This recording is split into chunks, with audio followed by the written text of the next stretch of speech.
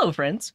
Welcome to Coding Garden. Welcome to a live stream here on my channel. So if you're arriving at this when it's not live, there's going to be some wait time. So definitely check out the timestamps in the description and also the pinned comment. But for now, I'll see you in the waiting room.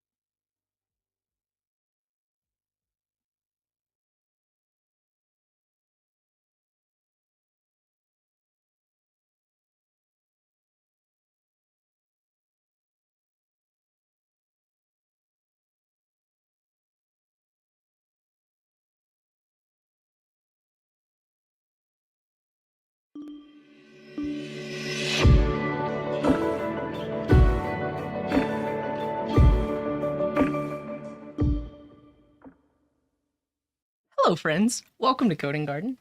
We're a little bit late, but welcome to a Friday stream. Where we're going to be working on Listed, which is a full stack app that allows users to create, watch, and share lists of YouTube channels. Let me show you what the app does. So this is the app. It's built with SvelteKit. We have OAuth, so we're logged in via our YouTube Google account, and you can create lists. So some examples of some lists I've created are this list called Syntax Boys. So this list has both Syntax FM and Wes Boss on it. And so since I've created this list with these two channels, now I have a single feed with videos from both channels, though it looks like mainly just Wes Boss is posting. Yeah, there's not many posts from there's like one post from Syntax. What else do we have? We also have, like Svelte channels. So this list has Svelte Society, Svelte Mastery, and the Joy of Code. And so you here have a feed that has all the latest videos from those three channels. You can also click on a video. We have the video view page. It embeds it. We're pulling all the metadata from the YouTube API, like number of likes, views, description. And that's pretty much it. So the whole idea here is I like to watch different kinds of things on YouTube. So sometimes I'm in the mood for dev content, so I might want to click on that list. Sometimes I'm also in the mood for like cooking shows. So I also have like a cooking list. So this has the Babish Culinary Universe, Maddie Matheson, Claire Saffitz, You Suck at Cooking, Bon Appetit, Internet Should Kill, Munchies, and there's a bunch of other cooking channels I watch as well. But now this list has just all of my favorite cooking channels. And so if I'm in the mood for watching some food and cooking shows, I can go to this list. That's the whole idea here. You can't really do that on YouTube right now. You can create playlists of videos, but there's no way to like group creators together. So that's what we're working on. It's fun, and we're gonna keep working on it. So as you can see, it doesn't look amazing yet. We've been working a lot on just the configuration, the setup, and then also like the developer experience of like end-to-end testing and continuous integration and stuff like that. So it's not the prettiest app, and we still have a lot more features to add, but this is it. And also, like, for example, certain YouTube channels have multiple channels. Like I have the Coding Garden Archive and Coding Garden. And so this is a list that combines those two together. And you can also like watch this live stream as it's happening.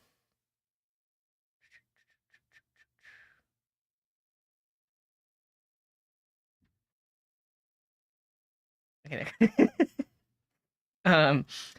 So that's it. Oh, thank you, Chad. So this shirt is more blue than it is black, and I have to like that's why there's like a blue halo around me because I have to adjust my blue screen slightly. Okay, but this is the app. It has a lot of stuff in it. So right now we've been working on this same feature branch for months now. The goal today is to get this feature branch that we've been working on merged in, because this branch adds end-to-end tests with like an isolated database and tests that can run in parallel that don't conflict with each other. That's basically what we've been working on, and also code coverage reports. So we want get all of that merged in. And these are the things I want to do today before we merge it in. Right now, the tests are actually broken on GitHub. You can see that for this PR, there's like a little red X there. And that's because in our updates, we now have a specific env file for tests that doesn't exist on GitHub Actions on the CI server. So one of our first tasks is to write some script that will create this on the CI server with all of our environment variables. So we're going to have to use like GitHub secrets and stuff like that. And then we may or may not try removing test IDs in the production build. So basically for our end-to-end tests, so for example, like viewing a list, we typically select things using test IDs like this, data test ID. But we don't want those hanging around in the production build. We want those to be stripped out. So we'll look into see if there's an easy way to remove those. And then lastly, we need to update the contributing guide. So now that there are a full end-to-end test suite, we need to make sure that the contributing guide is updated so that everyone knows how to run these tests. And then also how to run these tests and like debug in watch mode. If you watched last stream, I was kind of struggling to, like we have to, basically whenever you're working on things, you don't want to have to wait for the entire test suite to run. You want to be able to, if you're working on a specific thing, like only run the tests that correspond to that one specific thing. So that is what we want to make sure we document and make sure that we can do. So that's the plan for today. Again, we're not working on features. It's really all about developer experience, continuous integration, getting the builds to pass, and getting all of this merged into main. Because right now, this one pull request has 58 files changed and many, many commits. So we've been working on it for a while. We need to get it merged back into the main branch because other people want to contribute to this. And as you can see, we actually are taking contributions. I mean, I would say hold off on contributions until this gets merged into the main branch because there's a lot you're probably missing if you're not going off of this branch that we're working on. But yeah, so far we've had over 22 people make a PR that's like a fix or adding a feature and different stuff like that. So yeah. And if you want to know what the stack is, we worked on that last time, a list of all the things we're using in the app.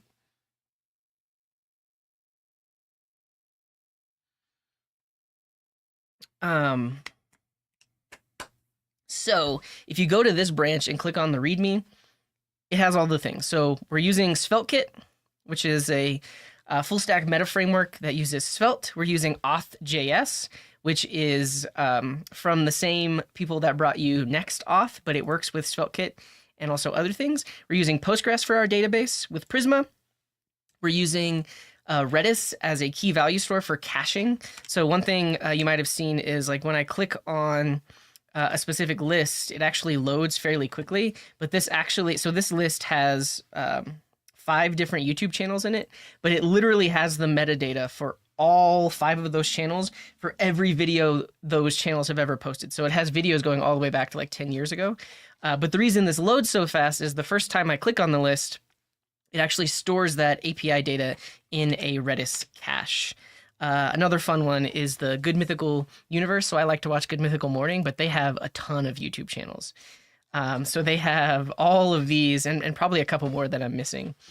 And this list has videos from all of their channels, even going back 17 years ago to the original like Rhett and Link videos.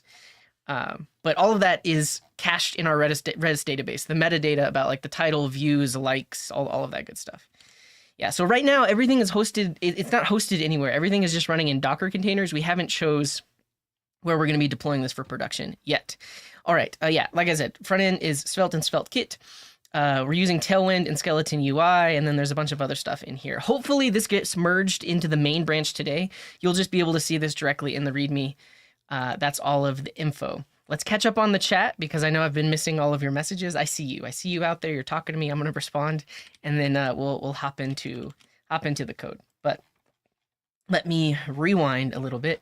Yeah, so Twitch chat is broken, and I'm not going to try to fix it. So the avatars are not loading for some reason. Yeah, there's I think they're only working if you're a sub for whatever reason, but I'm not going to try and fix it. Yeah. Welcome in, everybody. Good to see you. A lot of people I haven't seen in a while either. Glad to see you. Thanks for being here, and I appreciate that, Suraj. Um, yeah, we could add Huntabyte. So one of the things I didn't show is you can edit lists. So let's go to Huntabyte. They don't do just Svelte though, do they? They do a lot of other stuff. They're probably a better fit for this JavaScript list like this. So here you can go to edit the list. You can change the title, the description, but you can also add other channels. When you do a search here, this hits the YouTube API to bring back YouTube channels, and then because we added a channel, it needed to go to the YouTube API and find all the videos for Huntabyte. And there we go. They're now included in this list here. So yeah, that's the thing. That's the thing. Can I replace YouTube with listed?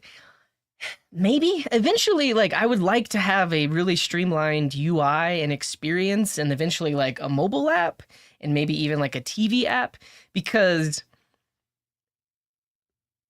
the other aspect of this app is you now basically become your own tastemaker, right? Instead of depending on the YouTube algorithm to suggest videos for you, you basically create lists of things you like, and then whatever mood you're in, you can go watch that specific list. So I think the other effort here is like basically to get away from algorithmic suggestions and be more in control of what you're watching. But at the same time, we could do cool algorithmic things, right? So if there's a bunch of people using the app and they all are creating lists, we could suggest creators for you to add to your list, right? So if I go to my makers list here, and it's very common that like I like to make stuff. Well, maybe not. I was gonna mention like I did a thing, and there's the whole maybe this is what would happen. So we have the safety third universe. So if you've heard of William Osman or Backyard Scientist or Alan Pan or Niall Red, they all do interesting sciencey things, but also like and build crazy things. But what you might say is, oh, well, people that typically put these channels in a list also add I did a thing to their list, because I did a thing does a similar thing where like they build things that are crazy and interesting and stuff like that. You see what I mean? You see what I mean? I don't know if I'm making any sense here. Yeah, this app is a test suite. That's basically all it is.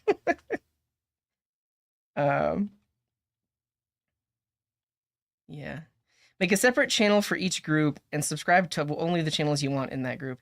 Yeah, I mean, that's one way you could do this on YouTube right now, is you could create multiple accounts. And it's actually like you don't have to create multiple Gmail accounts. You can have multiple YouTube accounts under a single account. Technically, you could do that. Create different accounts and then only sub to the channels you want to see on each of those. But that seems like a lot of work. Yeah. No, this is what I was wearing today, Chad. Appreciate you. It'd be cool if the list of lists showed a thumbnail of the most recent video from that list. Yes, so there's a lot of UI improvements we could do here, right? Because right now it's just the name of the list and description, but it would be really cool if we also showed like everyone's like little avatar. So there could be like on this page, it could be everyone's avatar all in a line, so you can see their channel avatars. And then like Acid Spark is saying, we also could get like the latest thumbnail, and those could be like a put into like a square of the latest thumbnail of each channel, right? Yeah, there's some cool things. We could make this page much more interesting. You're absolutely right. Yeah. Is adding tests considered a feature? Not really. I mean, if I were getting paid to build this, then it's considered work. It's not like I'm not doing anything. But so the other aspect of this is we only work on this app 1 day a week. So if you look at all the past videos, so if we look at listed series, this technically is day 23. Yeah, so this is the 23rd live stream that we've done this. But like I said, we've only done it 1 day a week.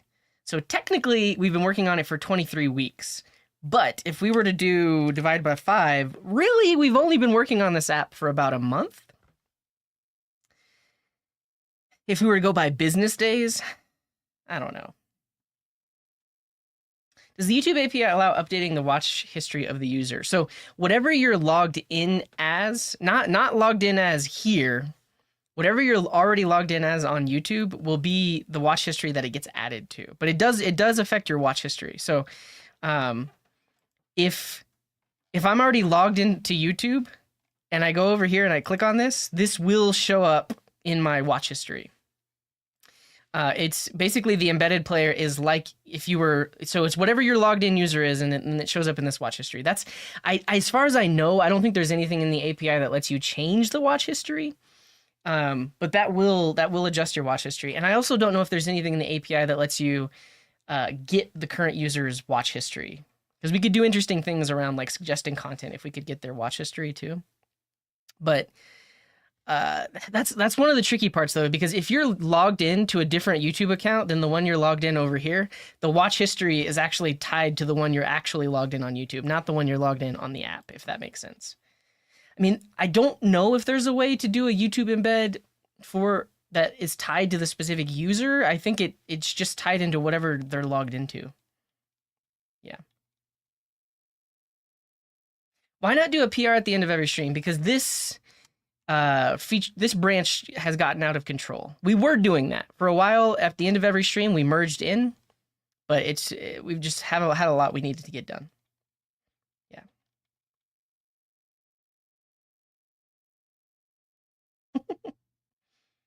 Yeah. Welcome in, Law. Rewind the stream. Just go back to the beginning. I explain exactly what this does. Yeah.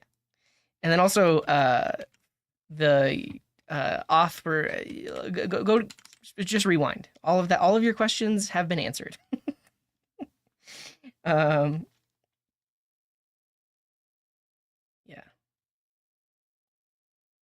Yeah, I want to go to open source too. I feel like I had other things going on, but yeah, if they do it again, I want to go.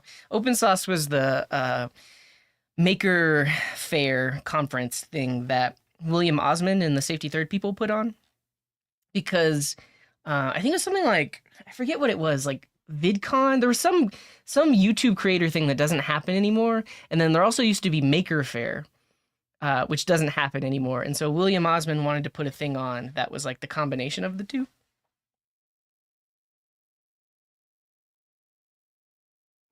But yeah. Do the video names work correctly on Safety Third Universalist? Yeah, why not? So right now we're only showing two lines of text. And then if it's longer than 2 lines of text, there's ellipses. We also want to fix that. But yeah. How much would I charge to build listed as a freelancer? There's no telling, because I probably, if I were to if I were to build this myself, I don't think I would have, like, there's a lot of background to consider here. This is my first SvelteKit app that I've ever worked on. This is my first time working with Prisma in a large application like this. Basically, this entire tech stack is new to me. If I were consulting for someone, I would not pick a brand new tech stack, because I'm basically learning as I go. I would have picked things that I already knew how to use, and potentially built much faster. And also I would have had a better plan and prioritization around what gets finished first and what features does the client really care about, right? Because when you're freelancing, you're at the whims of the client, and the client has a specific budget, has a specific time frame. So yeah, I will say, like, if I were doing freelance work, which I'm not, don't ask me to, I would probably charge about $200 an hour. That's roughly what I would charge. And yeah, and I typically, so when I worked at a consultancy, we would do everything we could to try and get the client to agree to hourly billing instead of flat rate. Because if you agree to a flat rate and then it takes longer than you expected, you, the freelancer or the consultancy, lose money. Or if you agree to a really high flat rate and it takes, like, it's way easier than you thought, now the client is technically losing money. So if you're freelancing or consulting, charging by the hour is the best way to do it, so that both parties get the most benefit from it. Yeah. That's true. If you consider we've only been so if you consider if it's 4 weeks of 4 weeks of work for business days, but if you consider that maybe 2 live streams or one, then it's really we've only been working on this for 2 weeks technically. Technically. Yeah. Yeah.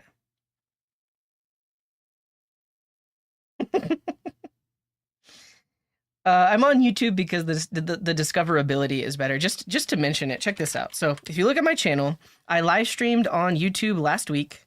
Here it is. It has 3.6 thousand views, and more people are watching it every day. If I would have done that same live stream on Twitch, the moment the live stream was over on Twitch, the view count doesn't really go up anymore because Twitch doesn't suggest it. And then if I would have uploaded it to the Coding Garden archive, it would have only gotten like a few hundred views, right? So if you look at the videos that I was uploading to the archive, they really don't ever get more than 500 views. So by combining live streams on YouTube, the VODs are there, people keep watching them, and the algorithm works in my favor, whereas Twitch does not do that. There's less discoverability on Twitch. Yeah. Is there any restriction on the YouTube APIs for analytics? I haven't delved into what's available in the YouTube API. All we're doing is searching for channels, searching for videos, getting metadata for videos. That's all we're doing. And then embedding videos. There's a lot more we could be doing. Yeah, and that's the other aspect of like consulting or freelancing. Like your hourly rate could change depending on the size of the client, right? So like if it's a startup or maybe a small team that you're building this thing for, you might charge less for the hourly rate, but then also ask for like a percentage stake in the company or the product that you're building in return. But if you're building it for like a large enterprise, like a Fortune 500 company, you could charge like $300 an hour because they have that kind of money. So it varies. It varies. Yeah. My clients dislike the nightmares that ORMs introduce. What? I feel like clients don't care about clients don't give a flip about your ORM. They care about the app working. And if you get into a nightmare with an ORM, it's possible that it's the ORM's fault, but it's also possible that you're not using the library correctly, I guess. I don't know. You get what I'm saying? Can we have a command for that? No. Once we get caught up, I'm going to get into it. Yeah. I hate hourly because the devs just pad the hours. Yeah, there's a lot to talk about in terms of like freelancing and consulting that I'm not going to get into. How do you convince a client to agree? You convince them that it's in their best interest, right? Because if it takes us less hours, and we're honest, and we say how many hours it actually takes us, if it takes us less hours, the client is going to pay less. Also, the client can basically stop at any time. They can say, all right, if you're working in an agile manner where you're like delivering features on a weekly basis, if you get to a point, the client might say, all right, we're kind of out of budget, but at this point you've built for me most of what I need, so we're just going to pause, and then they don't have to pay anymore. So there's a lot of ways to talk about it. Like, yeah, it's not easy. It's not easy because they also want to know ahead of time, like, how much is this thing going to cost me in total? Because you can't just go hourly forever. But that's not why we're here. We're not going to talk about consulting. Yeah, it ultimately comes down to like as a consultant or as a freelancer, you have to decide if you're going to be honest or not. Obviously, you could charge for more hours, but then the relationship with the client would potentially break down, right? I guess I'm talking more about an ideal world. Everyone's kind of pointing out that like most people are not good people. They might charge for what they didn't do, but yeah. You can also see we're 40 minutes into the live stream and I haven't written any code yet. So this is basically how it goes every time. Yeah, exactly like St. Lolik is saying. Auth.js seems fine, but it's still experimental. It's experimental. We basically started using it when it was released, and we've gone through like 4 or 5 breaking changes. So, honest opinion, it's not ready. It's not ready for production. But as far as I can tell right now, it's one of the best options for SvelteKit. I think there's like one or two other ones, but I'm basically betting on this being the de facto thing. Basically, auth.js is going to be like the new Passport.js. So if you remember Passport.js with Express, it's like the de facto auth solution. Anyone building an Express app was using Passport for a long time. Now there are other options. Auth.js is going to be that for meta frameworks like Next and Solid Start and SvelteKit. So we're basically betting on auth.js. Yeah. Yeah. Supporting multiple platforms, that would be a stretch feature, but that's the other aspect of our architecture here is we have designed the database in a way that will allow for future expansion and addition of features. Like right now, we're basing it on YouTube channels, but we could also, like the way we've structured the database, we could extend it to support TikTok channels and Instagram channels and Twitter accounts. And then you can have feeds that are specific Twitter accounts or specific TikTok accounts or a combination of TikTok and YouTube. Eventually, like that's way out in the future and in scope, but we have planned our architecture and our database to support something like that. Yeah. Pricing is all about how much value it returns over the investment. Exactly. I mean, there's so many trade-offs in trying to like negotiate like a freelancing contract or a consulting contract, but I worked at a consultancy that was honest and delivered good software and had a long history of clients that appreciated our work and would vouch for us and stuff like that. So yeah, there's definitely a way to there's definitely a way to make money doing it hourly and then also like building trust with your clients and stuff like that. Yeah, and so that's the other. We need to do an entire stream where we just talk about freelancing and consulting because in the world of project management and software, feature creep is a crazy thing, and then also like client expectations, right? So if you set now we're gonna talk. You're making me talk about it, but if you set out with a client, you say, all right, it's gonna cost you $50,000 for me to build this software. All right, the client now thinks, all right. And so like this is the other aspect of like communication though. Like the thing that the client wants you to build is in their head. And then they have to convey that to you, the team of developers and designers and whatever else. And if they don't convey it correctly, or maybe the idea in their head wasn't exactly what they wanted, you're going to build something maybe slightly different. Or in development, you may realize that as you build these things, what the client wanted isn't exactly what they wanted. They wanted maybe something slightly different. So all of that to say, if you said this was going to cost $50,000 and the client had in their head, all right, $50,000, this is exactly what I'm going to get. It's not going to be exactly what you're going to get because there's a lot of back and forth. And then there's potentially a breakdown in communication because at a certain point you might say, well, we've been working on this. Like at this point, we're losing money because we only charged you $50,000. But now you want more features or you're not happy with the work that we did. So like those are some of the things that can happen if you charge a flat fee. Yeah. Yeah. The other side of that, yeah, so that's the other aspect about charging a flat rate. It could go the other way, right? It could be, all right, we're going to charge you this flat rate. Yeah, the argument can be made that it took you less time because of how good you are, and therefore you should be getting paid more.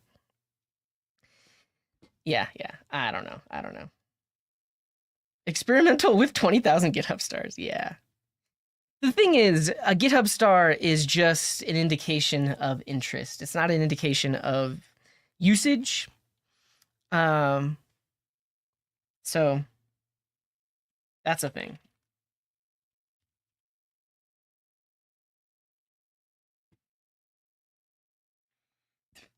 Yeah, so I mean, it has 54,000 weekly downloads. You compare that to something like NextAuth, which is the one in production. Oh, who's actually using Next.js? No one's using Next.js. Or like, I guess if you use Next.js, you would use NextAuth. For example, if we look at Passport.js, 2 million weekly downloads, like 4 times the usage. There's also like a package called a Grant. 300,000 downloads. I don't know. Yeah. For my other tech stacks or day job, what would I use for auth? I would probably build a separate API using like Express or Fastify, and then I would use something like Grant, which is an OAuth proxy. It supports a lot of different OAuth packages or OAuth providers. I would combine those two together. Yeah. What's up, Moshiko? Welcome in. Hyperscript? I'm not familiar with Hyperscript. No TikTok. Is my Svelte talk on YouTube? No, unfortunately, I gave a meetup talk on Intro to Svelte, and because I was live streaming it at the meetup, when I got up from the live stream to go give the talk, I forgot to switch to the scene where I was sharing my screen. So the whole talk is just me talking on a Be Right Back screen. But if you search my past videos for Svelte, you can find me doing like intro to Svelte kind of things.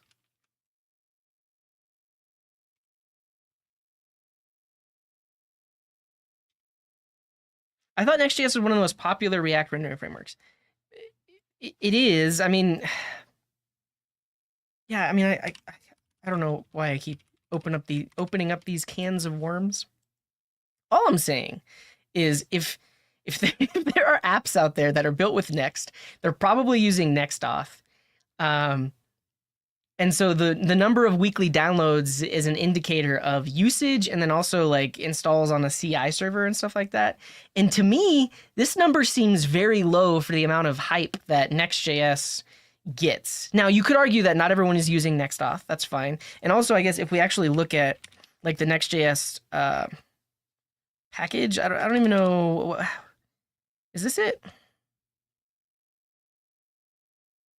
Yeah, Next. And so this has 4 million weekly downloads, so there's a higher number of people using Next that aren't using NextAuth. But then what are you doing if you're not using NextAuth? I don't know. There's a meme? I'm not going to look at it.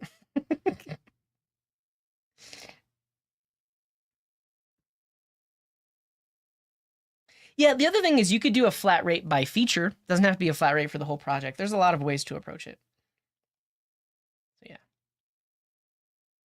yeah. That's funny. So I mean I forked this package. So if you look at listed and you look in our Prisma stuff, we have a Prisma plugin that generates this entity relationship diagram automatically. So it takes the Prisma schema, generates this. I created a fork of that plugin so to make it work better, and then that has 205 weekly downloads, which is I don't actually know if that's an indicator of usage. Yeah. Well, thanks, girl. But I'll have to do that talk again. Yeah, just want to make sure I wasn't saying that in an interview or something, and if it wasn't the case. Yeah, I think you also have to take with a grain of salt the things that are happening on Twitter and YouTube versus what's actually happening in the world. If that makes honestly, like because we're on the internet, that's all we know about the world is like what people are saying on Twitter or what people are making YouTube videos about. But there's more to the world of software and development than the people on Twitter and YouTube is all I'm saying. Welcome in, Aditya. Good to see you. Oh, do you mean like HTMX hyperscript? I don't know. Yeah. There's no way to transfer your stuff to YouTube. What you could do is you could cancel your subscription on YouTube, and then you could become a YouTube member. We don't have a way of transferring seedlings, like the amount of watch time from Twitch. There's no really no good way to do that. Unless I create like my own platform where you like log in with both, and then I don't know. Ultimately, you can become a YouTube member. So there's what's this do? Oh, if you look in the YouTube live chat, there's a button where you can donate money or become a member, and that's similar to being a Twitch subscriber in that you're paying a monthly thing. The other thing is you can also give thanks on YouTube videos. So if you pick any one of my videos, there is, at least there used to be. What about an older one? Yeah, it's hidden behind these dots, but if you want to do like a one-time donation on a YouTube video, you can click here and then click thanks, and then you'll have a YouTube comment that also has a donation on it. So it'll be highlighted. But then members are like YouTube subs. So if you go to join on YouTube, this is how you can support me, similar to Twitch subs. But there's no way to transfer it, unfortunately. Yeah, exactly. We'll just show that really quick to sum up that conversation. Software development tree swing comic.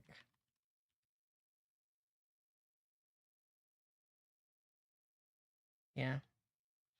Unless the client is caught up in a buzz, no client cares about the framework. Exactly. They just want working software. Now you could argue like part of working software is that it stays working and it stays reliable and consistent.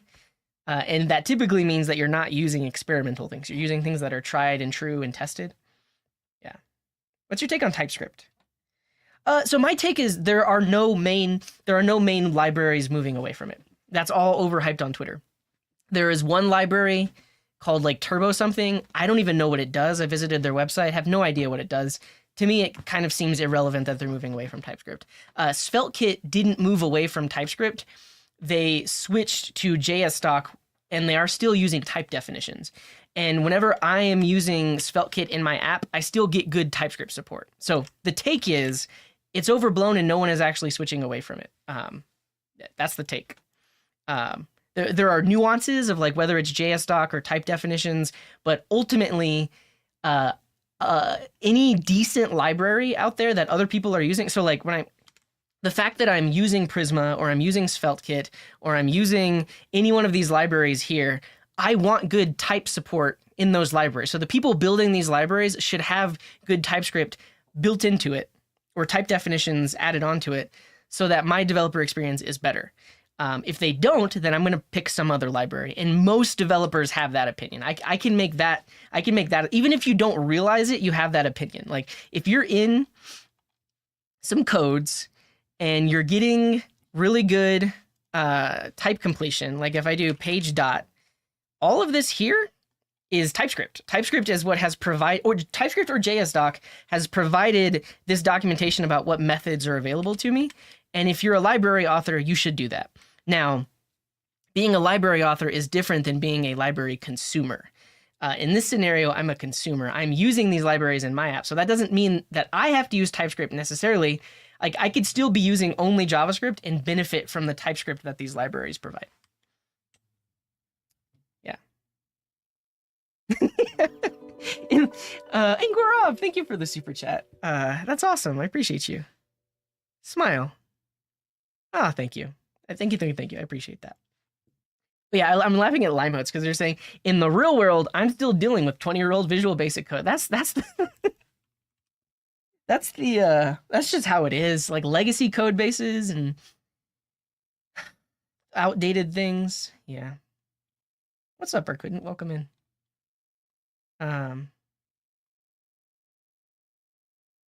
Yeah, on the internet, everyone's excited about SvelteKit, Next, HTMX. In the real world, everyone's looking for PHP devs. Yeah.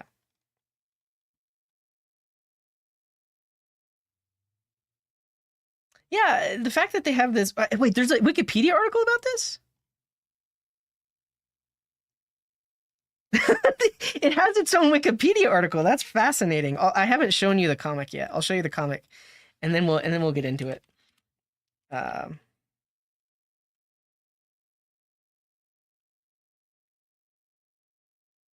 SvelteKit has never been all in on TypeScript. They've always been pro JSDoc.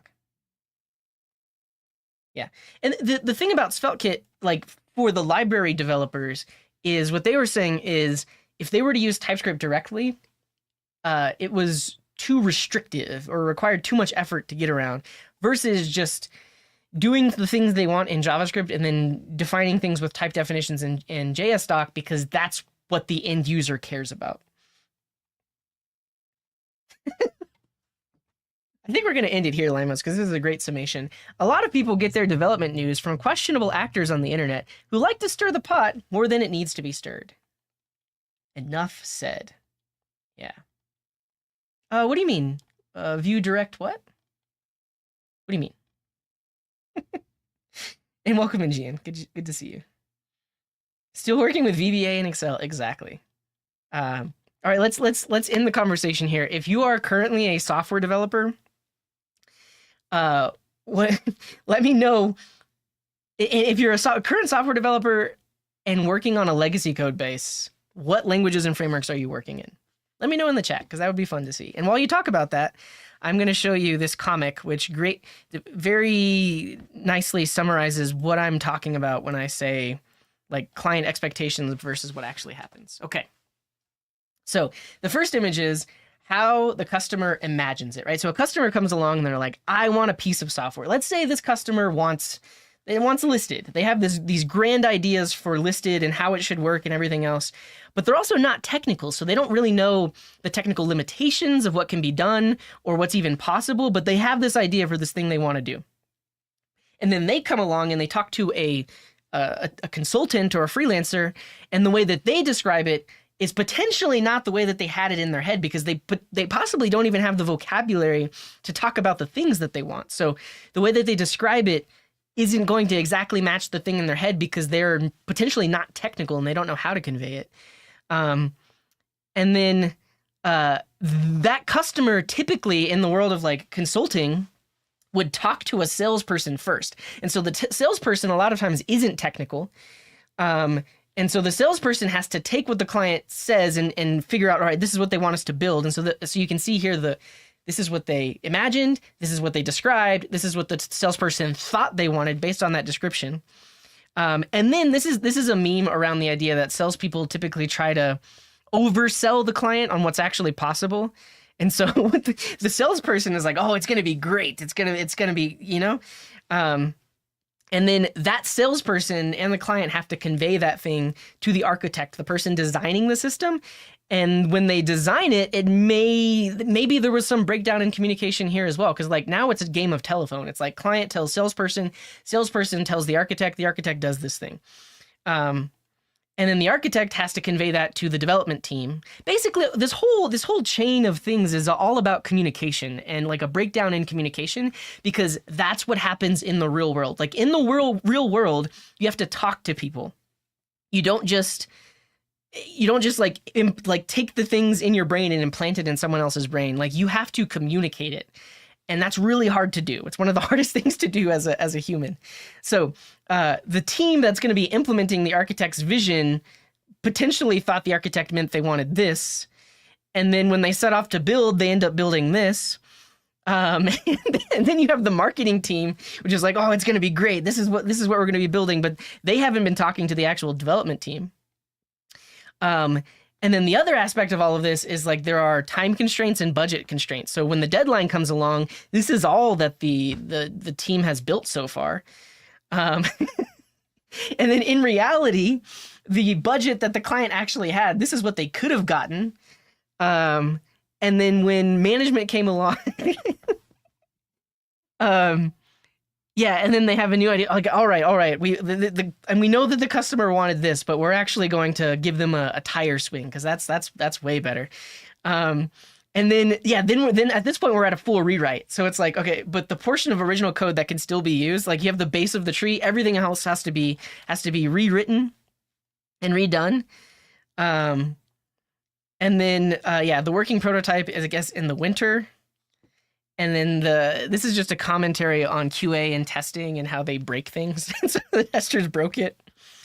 The development cycle and cost is a roller coaster. And then the final product, after a few more iterations, it's like nobody can even use the thing. And then finally, no one documented it. So this is the real world of software development. This is it. Yeah.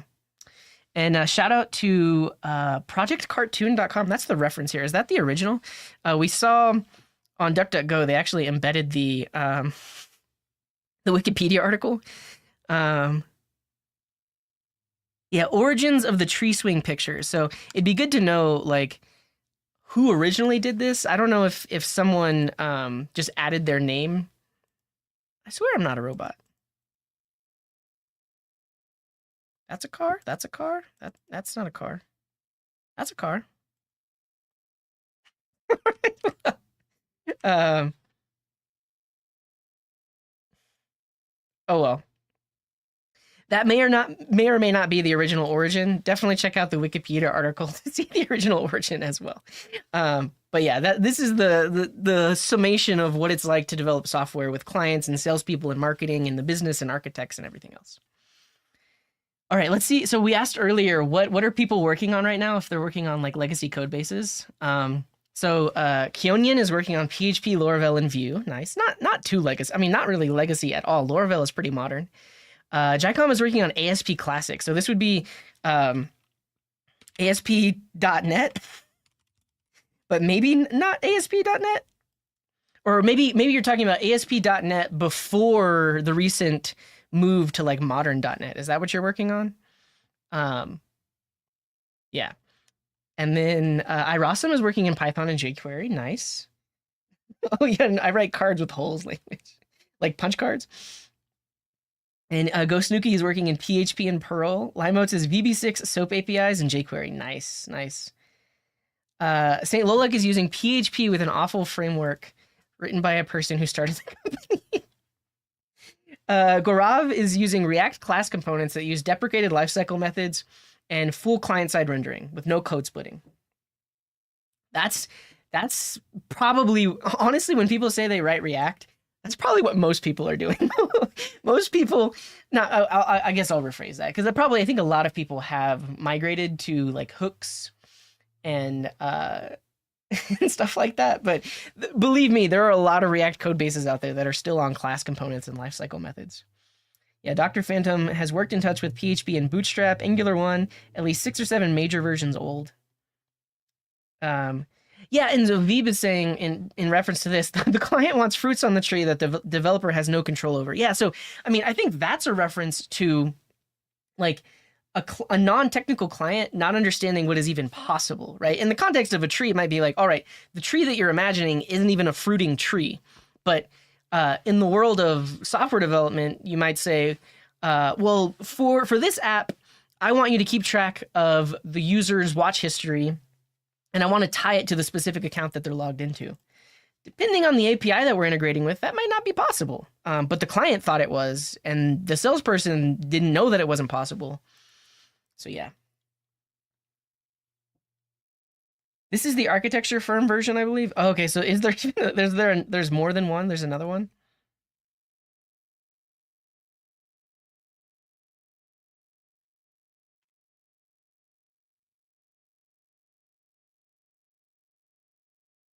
It seemed to be the one that had the most panels.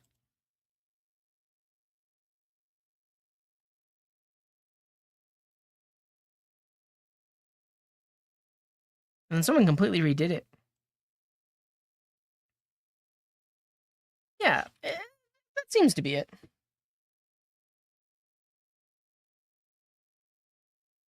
Speak for yourself. Everyone's a telepath. Yeah, they can just implant their ideas into someone else's mind. Yeah. There's a link to the. Yeah, I tried that link. It didn't seem like it worked. Before .NET. Dang. Wasn't there a story that AI has become extremely good at captchas? Probably. Is Angular 12 considered legacy? Honestly, I have no idea. What's the latest version? Like 15, 18? 16. At least that's the latest release. I don't know if that's like a patch release for one that came out a while back. But technically, yeah. But also, Angular, I don't believe, like with their major, they don't follow semantic versioning. So a major version bump isn't necessarily breaking changes, I believe. Yeah. Yeah. What's up, Slav? Welcome in. This cartoon is valid for any contractor-based discipline. Yeah, yeah. Anytime someone wants something done, and like that's, I mean, yeah. So in contractor-based, you mean you could even be talking about like someone trying to build a house, someone doing like plumbing work, or anything else. Like, yes, the person that wants the thing is not an expert in that thing, so they don't. It's hard to communicate and convey what they actually want. All right. With that, I'm exhausted. But yeah, let's get into it. Are these the origins of it? And Apex bugs. Thank you very much for the prime.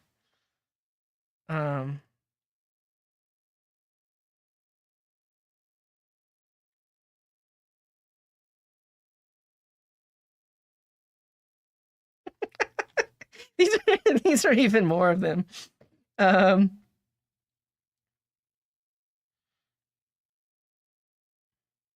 Geez, they got really into it.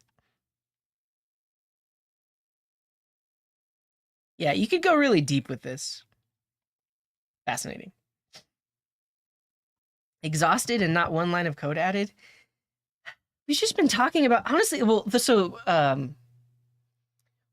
building software in that way that we just described, and then also working in, and then not doing that, and then having to work in legacy code bases are some of the reasons that I burned out of building software. It's not fun. It's a different link.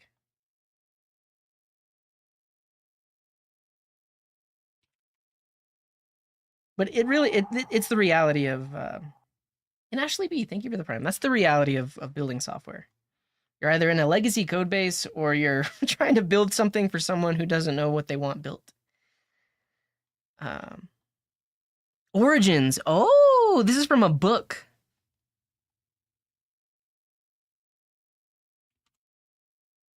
Wow. John Oakland's book, published in 1989. These are the origins of it. Okay, so the idea came from here, and then people implemented it like in a cartoon.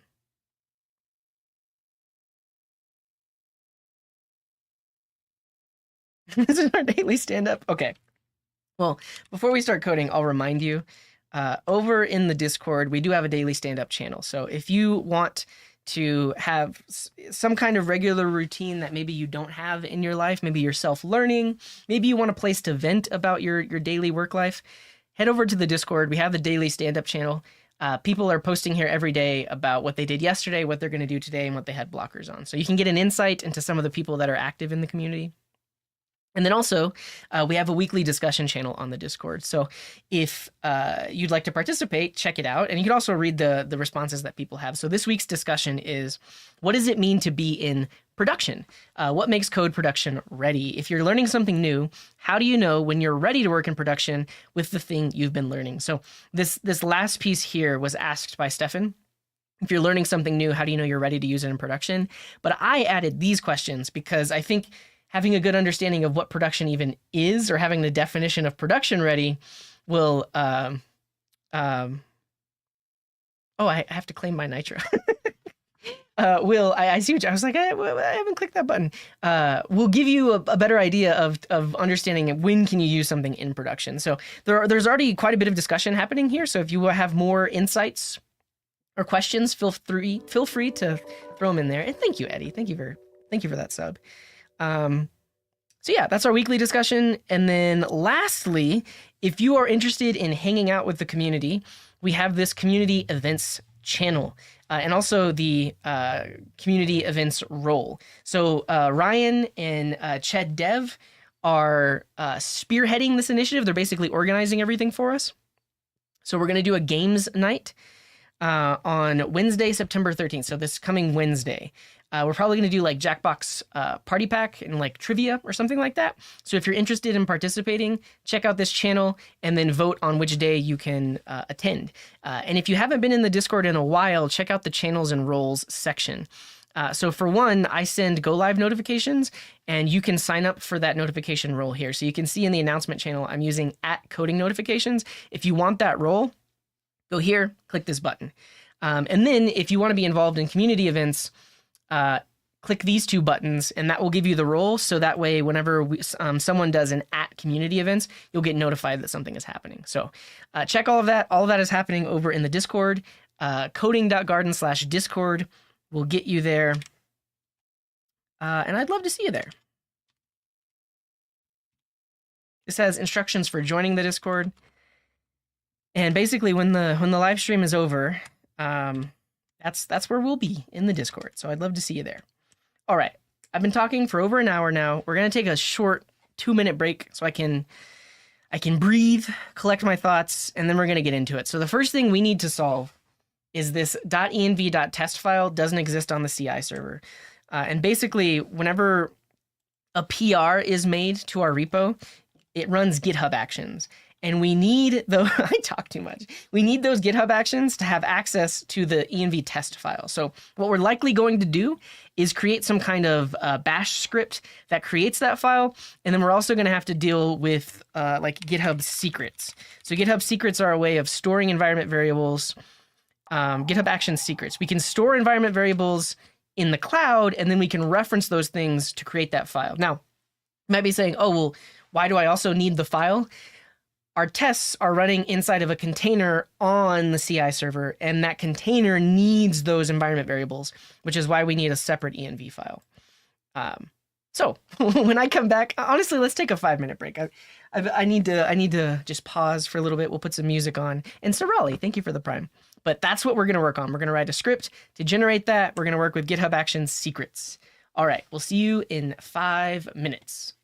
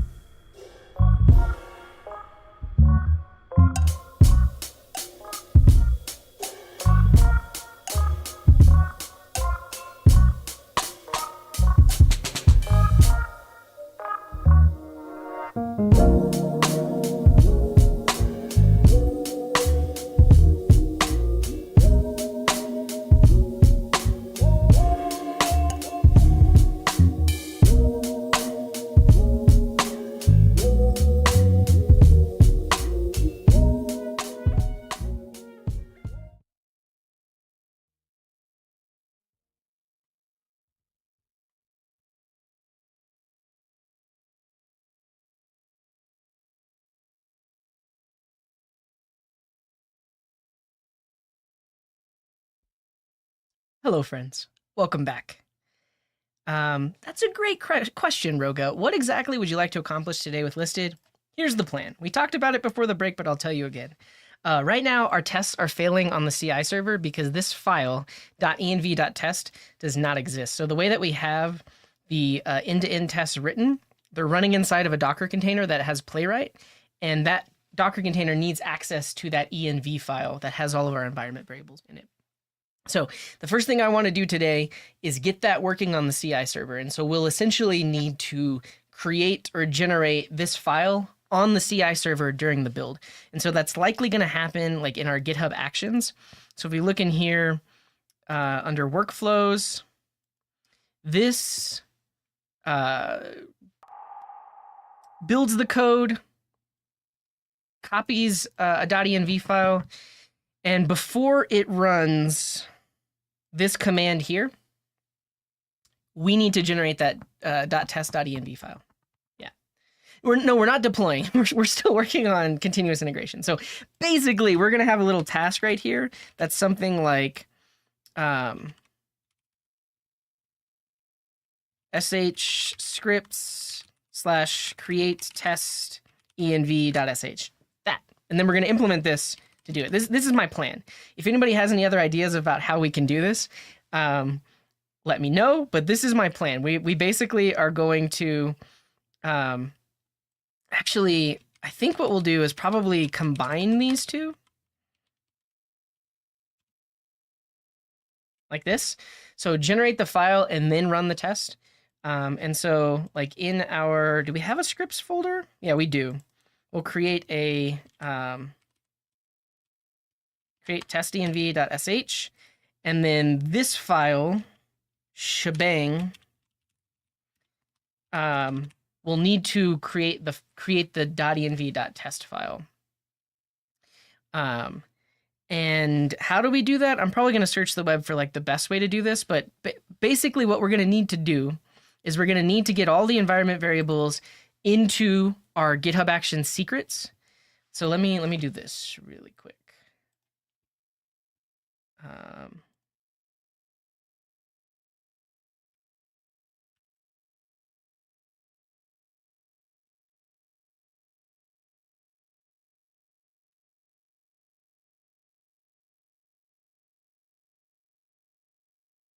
No leaks, no leaks.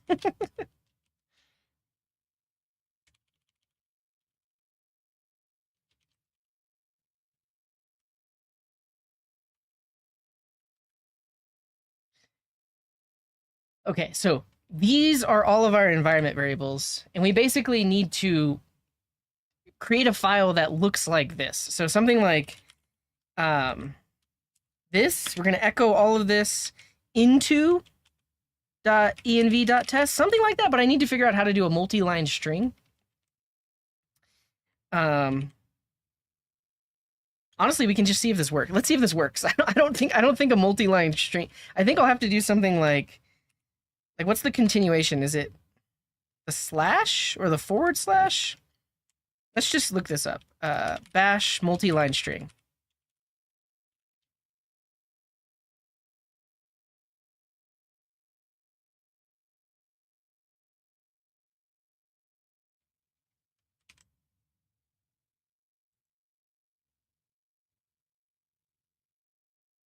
Yeah, we want the slash.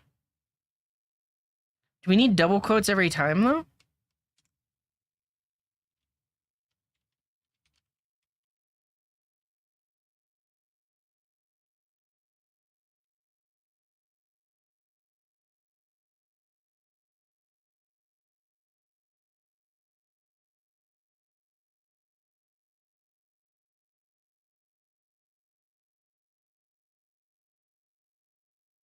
And then we need a new line?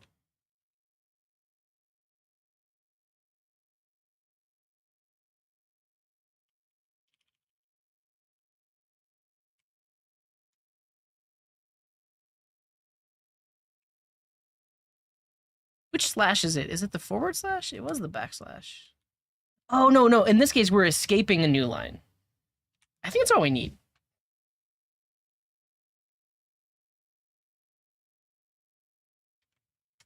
let's see what happens. I'm going to run this script and see what gets output into the .env.test. So if you're not familiar with bash scripts, we need to give it the executable privilege. So if we go in this folder, you can see that right now we have this file, but it only has read-write privileges. We need to give it executable privileges so that we can actually execute the script. So I can do chmod or change mode X. We want to give it executable, and then we specify the file. And then now if we look at it, you can see that that X is there in the list of permissions. So now it's executable. And so now if I do, well, honestly though, we're going to output to env test.test. I'm going to make sure that I don't overwrite my existing file. I want to see if it outputs to this. So now if I do scripts, and then create test env, now I'm going to go look at that file and see what happened. So it did create the file.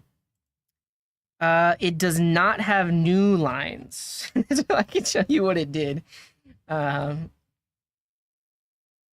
just put it all on one line. I needed to have new lines. So let's update this.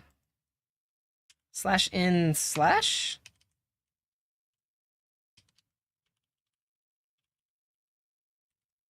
Like that. Let's try it. All right. Now I'm going to go look. Okay. This is better. So it's outputting it in the right format. Now I need to make sure that it actually has. So this, I need to make sure that those, if those environment variables are set, those get loaded into the file itself. So the way that I'm going to do that is I'm going to say, let's source env.test, and it's 404. It's a 404. Thank you for the tier 1. So what this will do is this will pull that file in and set all of those variables in my current session, I think. Let me hide my screen in case anything weird happens.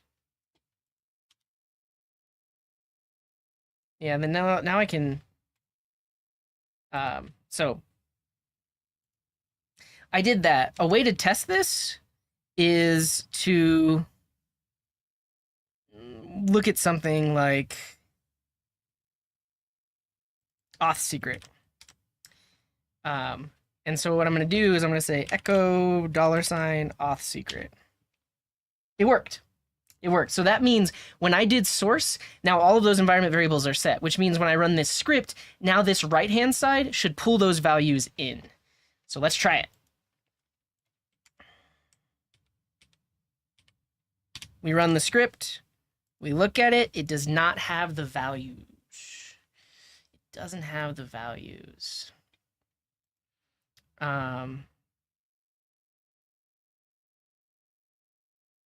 So even though those environment, let me double check that they were all loaded. I'm going to echo another one. So they're all loaded, but they're not accessible inside of the script for some reason. Do I need to just do this?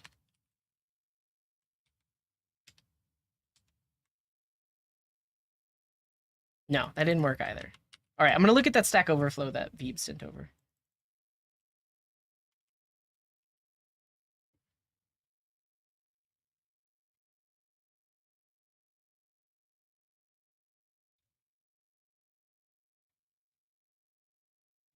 Yeah, I'll try that, Mark. That's a good call. Like, source it just to see. Because yeah, I think you're totally right. Because it actually could, it could be running in it's running in a separate shell that doesn't have access to those, maybe? No, but it should. It should.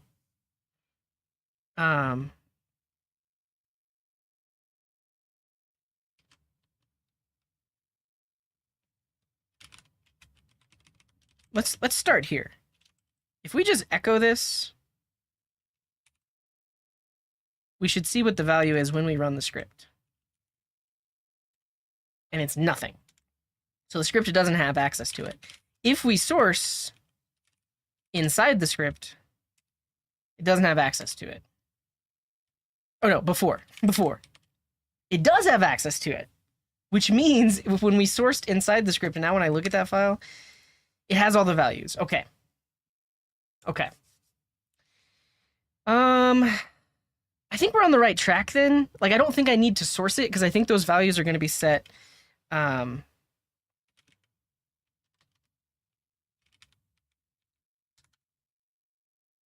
So this worked.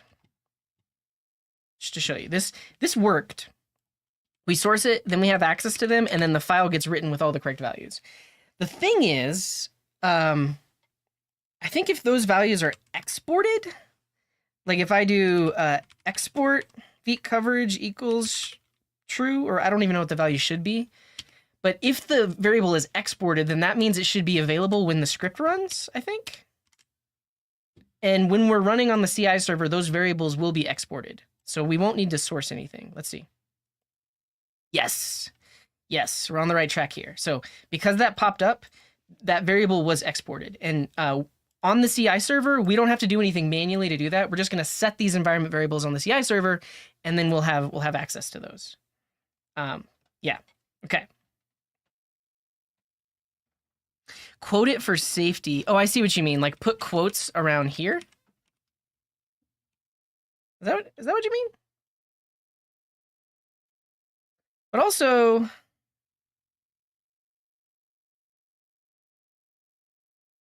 this is a bit nicer.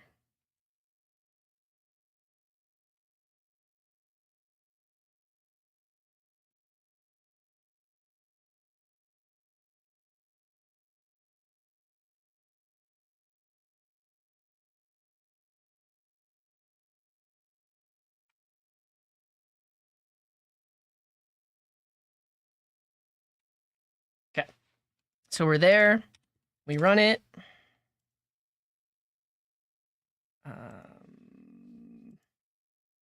Didn't work. This isn't executing or isn't.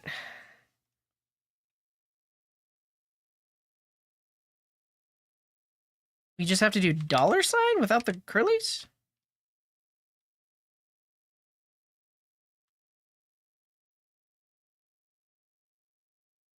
If I remove the single quote, then there's a syntax error, isn't it? Yeah. The single quote is what makes it new. What makes it new lineable. I think I just have to remove the curly braces.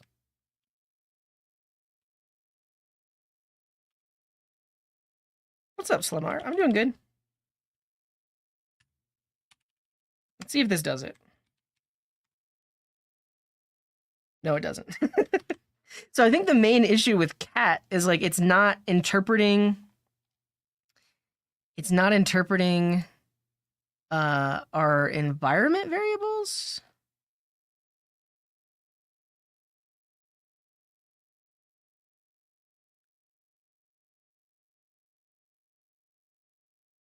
We have to escape it like this. Did I leak something? No, I didn't. No, they're all the values itself. Okay. We go back to this, and then we escape it for backslash. I'll try that turbo. So well, let me try it with the escape first. If this doesn't work, then we'll do double quotes. Because I thought the single quotes basically are what give you the new line string. It's not it. Okay.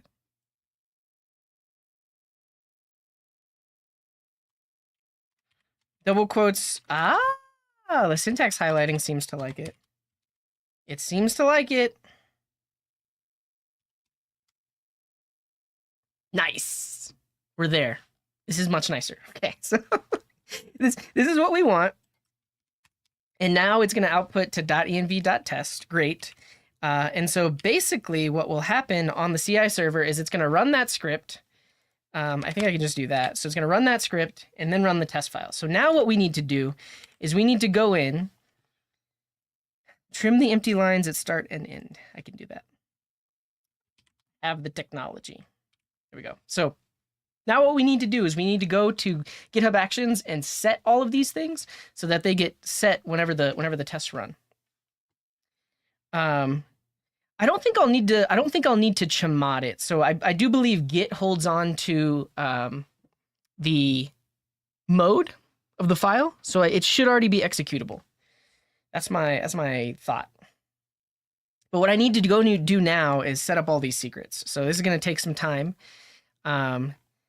But now on here, let me make sure it doesn't leak my phone number or anything. We need to go into settings for this project.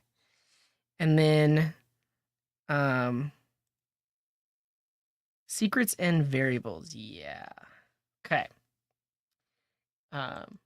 So here I'm in the settings of this GitHub project. I'm under here under secrets and variables. We want variables. We're all friends, just leak it. Yeah. And then we need to add environment. Okay, I guess we need to add a test environment.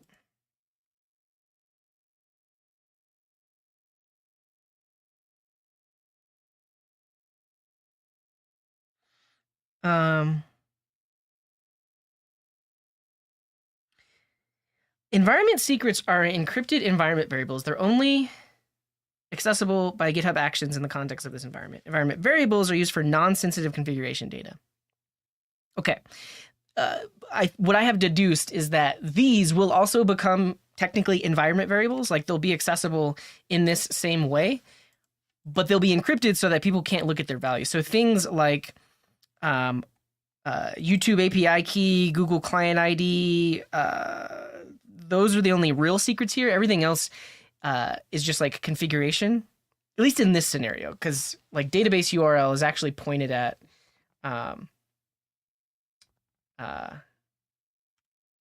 yeah, and they're redacted in the logs. Okay, so let's go ahead and add some secrets.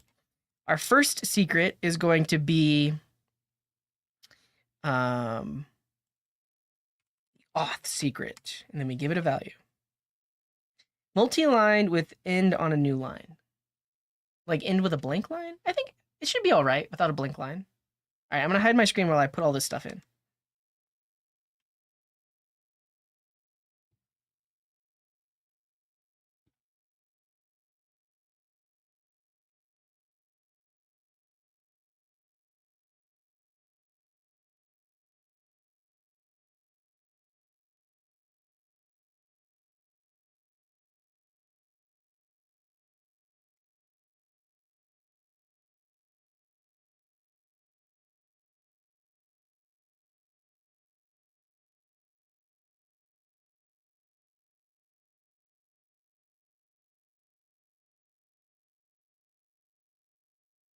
I guess I'll give you some music while I'm doing this.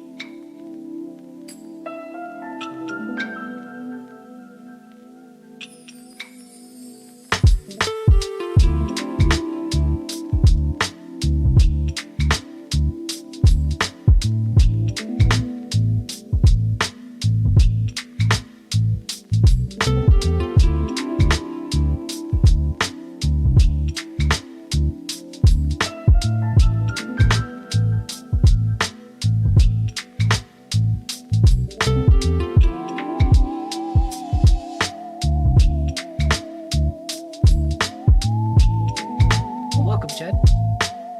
The live portion is much more boring because I'm just inputting an environment variable.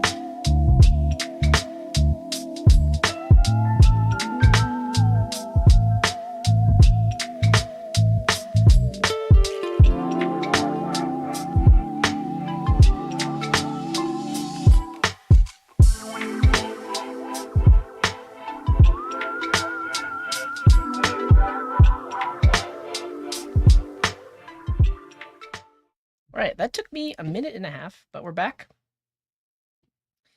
And there's a few comments in the chat about like end of file and stuff like that, but this is what it looks like. So now we have this test environment on GitHub. We have our secrets. We have our variables, which are nothing secret. It's just like the names of what we're connecting to. And then now that those are set, we need to use that environment in our GitHub action. But somebody did mention we need this end of file thing. Do we? Where would that go?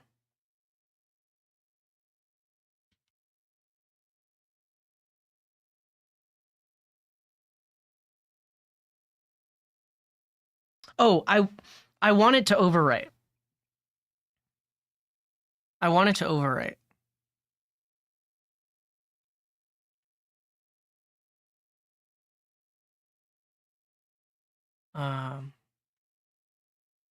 Secrets. Let's try it. Let's try it. That's it. That's all. Oh, we need to set up the environment. Okay. So we created this environment. Now we need to yeah, we have our secrets for the test environment. We have our variables for the test environment. I think what I need to do now is over here, I need to tell it to use the test environment. How do we do that? I didn't leak anything, did I? An environment in this context is just a way to group things together. So in our case, the values that I have set are specific to when I am testing. So that's the test environment. Whenever we have like a staging server, it will have different values for all of these things. So that's a different environment. And then when we deploy to production, all of these things will have a different value that corresponds to production. So in this case, environment just corresponds to the environment that these things belong to.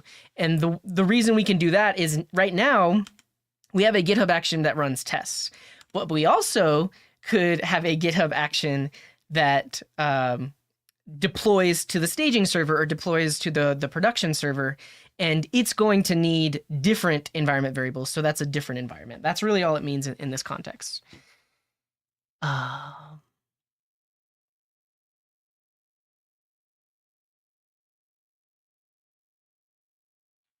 I don't want to do that. I want to say GitHub action set environment.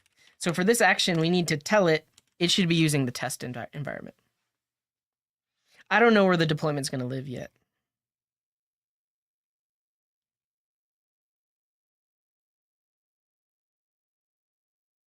All right, we created an environment. Great, great. Using an environment. It's just like that. So under jobs, runs on environment test.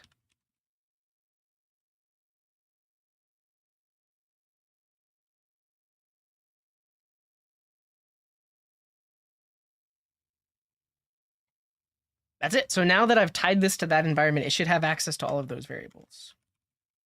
Here we go.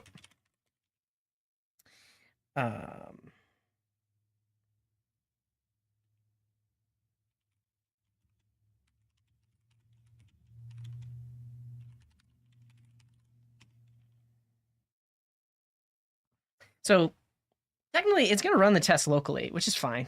Like These tests should pass locally. They have nothing to do with creating that test env file every time.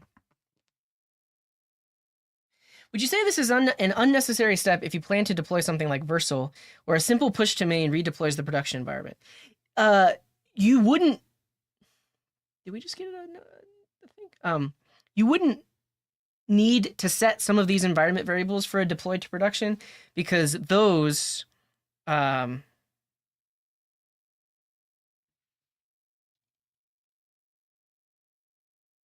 this failed. We'll need to make sure it passes. Let me answer your question though. When your app is running on Versal, it will need these environment variables as well, some of them. And so those are going to be set directly on Vercel. The reason we need these on the CI server is because for running the tests and everything else, it needs these values. So for our production environment deploy, we might not need any of these environment variables on GitHub Actions, right? Like for the deploy, we potentially don't need these. We only need, I don't even know what we would need for production, but then these would be set on the Vercel side. Yeah. All right, let's fix this. The database didn't start up.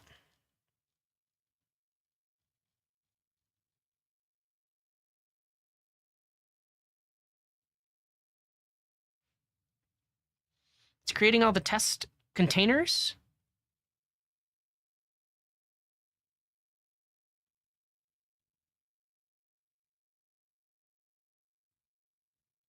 It creates the database.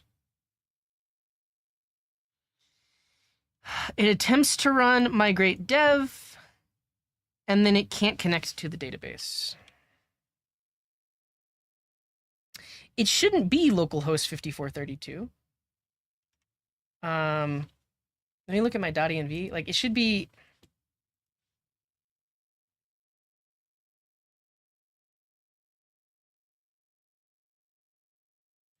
It's not using the test file.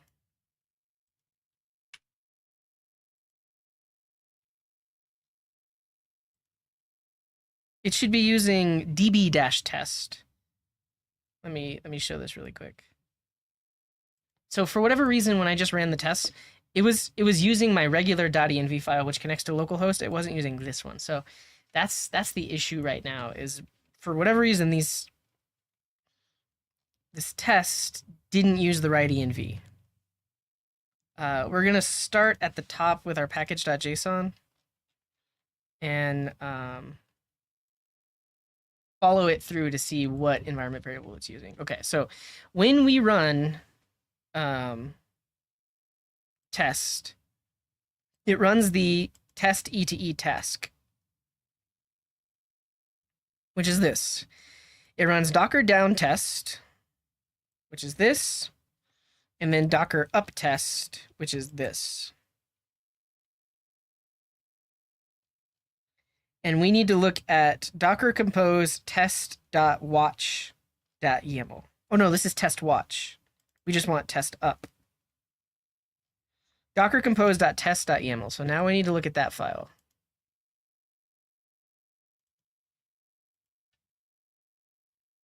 Starts all these containers.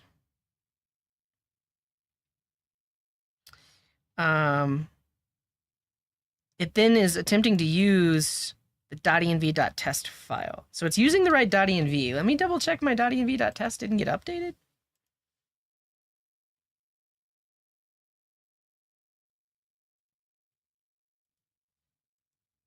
It didn't.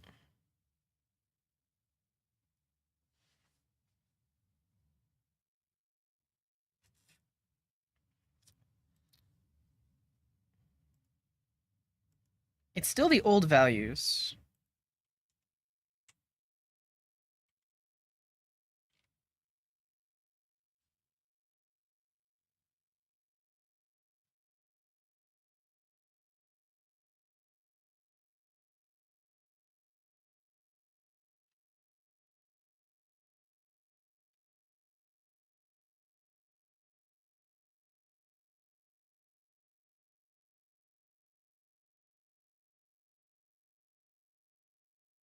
We need to look at our dockerfile.test. Does it have all the things? Maybe not. Here's the thing. For our dockerfile.test,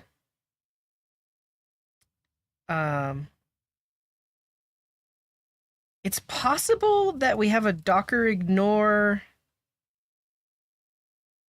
that's ignoring our .env. It's possible we need to copy .env.test.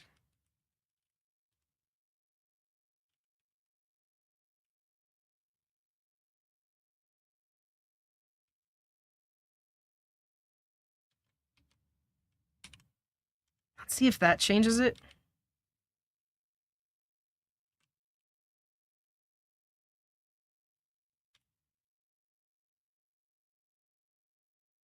Why were they passing before?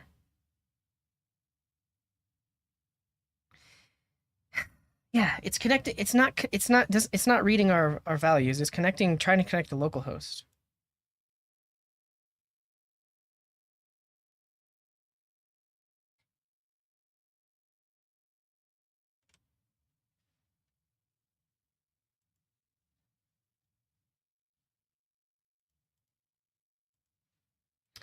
The Prisma schema tells it to look at database URL. Oh, is it because I did the weird source thing earlier? Maybe it is. Honestly, new terminal.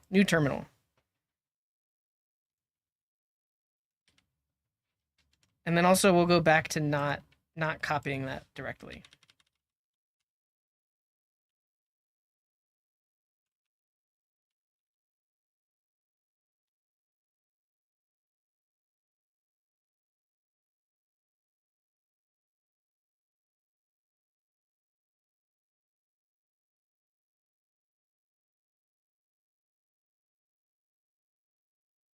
Okay.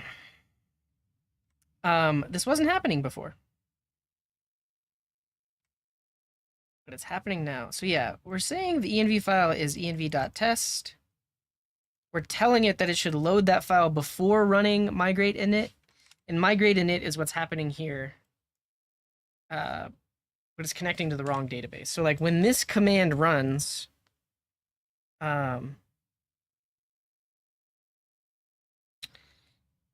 it doesn't have the right values.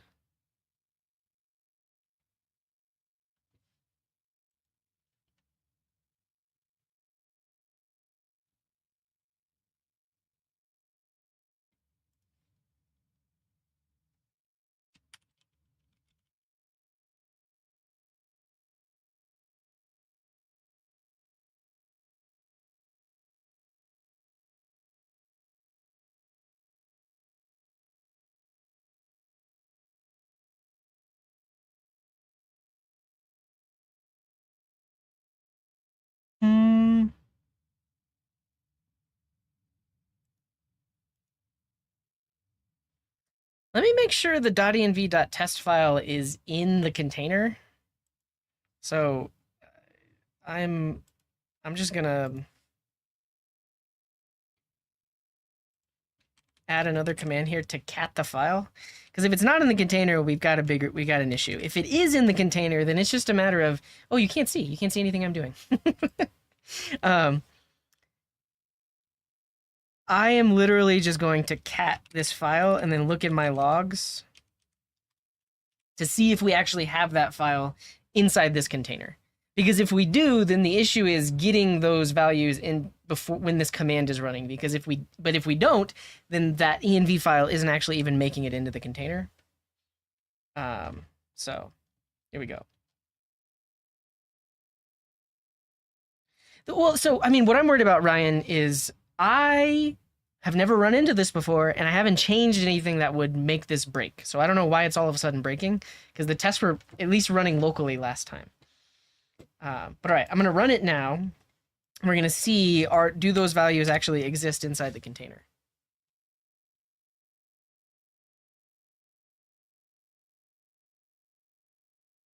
They do. They do exist inside the container. DB host is DB test.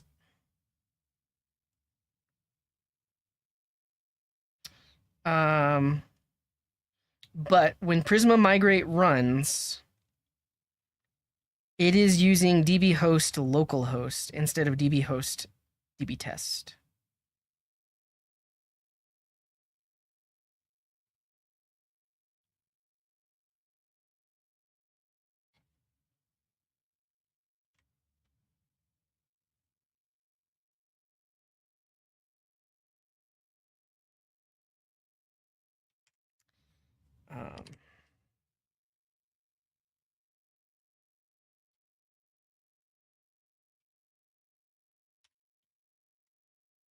Let me tell you where I'm at. This line outputs the file. So this file exists, has all the right values. When this runs, it does not have the values. The issue is, Veeb, we never had to do that. We never had to do that before. Like, this line of code here, the .env, load that specific env and then run this command, that has been running. I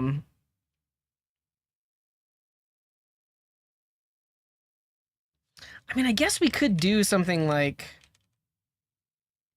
source env.test. We shouldn't have to, though, because we already told it this container is using those environment variables. I'm just baffled as to why I have to do this now and I never had to do it before. Let's see.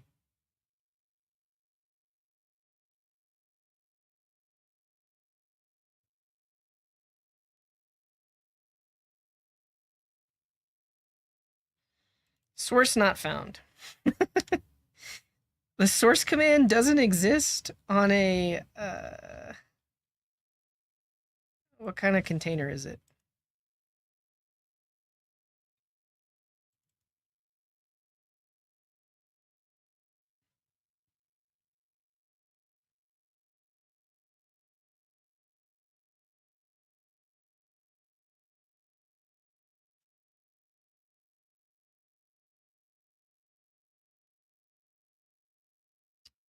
Well, no. So Prisma reads the value from here. This is where Prisma gets it from. This value is set by the test env. Something might have happened to the .env CLI, but go watch the last stream. These tests were passing. These tests were passing last time. Yeah, we shouldn't have to source it. Yeah, what's up, Linto? Oh, we're trying to get the test passing on the CI server. But yeah, let's try that, Veeb.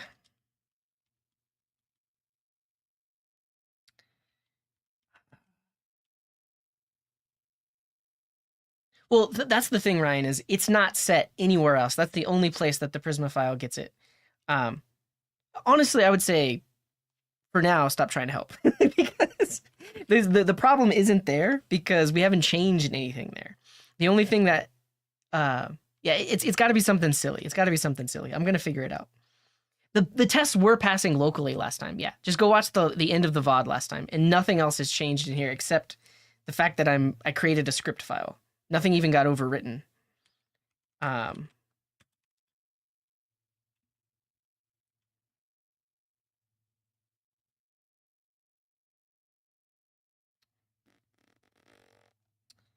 Let's see. Like, beat coverage. Does that exist? Honestly, we'll just look at the no worries, Ryan. No worries. I mean, I appreciate you trying to help. Don't get me wrong. It's not that I don't want you to help. It's that I'm pretty like I know where the error would be. And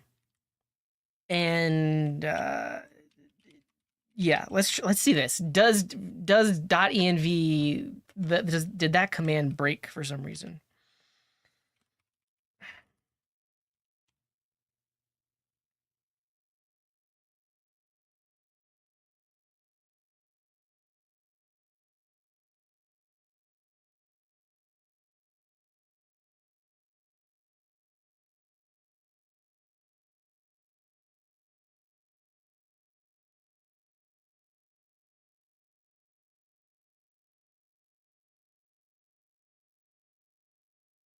Anyone else see what I'm seeing?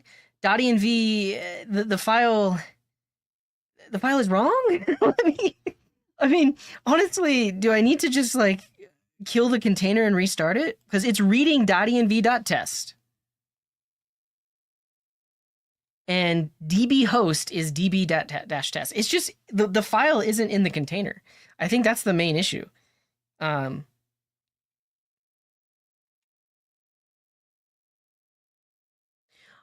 don't we have? Oh, you know what? We have something that copies .env somewhere.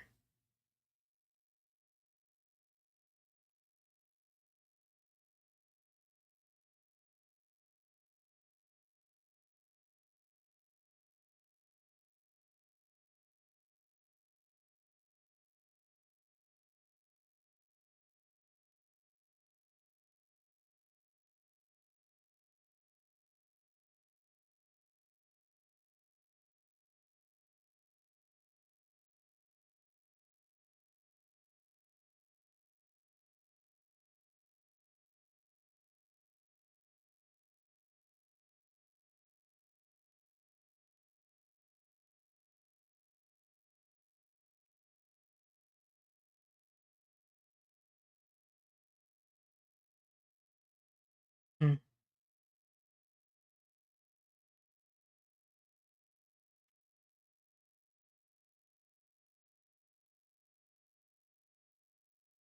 I mean, you might be onto something, Millen. Like, well, no. Here's the thing: is locally, I have not overwritten that .env.test file.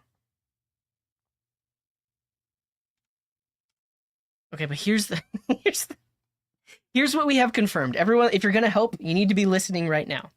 We have made sure that the .env.test file inside the container has the correct values. We are sure of that. We in our script we echoed the contents of that file. It has the correct values. Right after that, we try to use .env the CLI to load that file, and it does not have the right variable. I am going to kill all of my Docker containers and just run it again and see if it works, because something happened. Something happened that is just weird. It's just weird.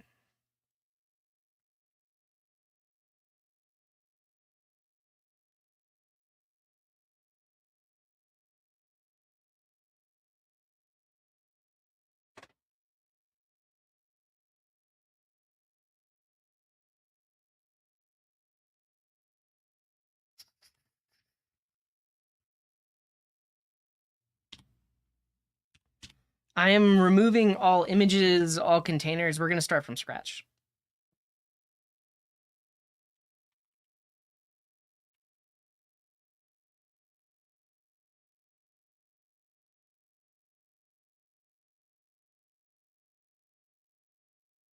All right. Here we go.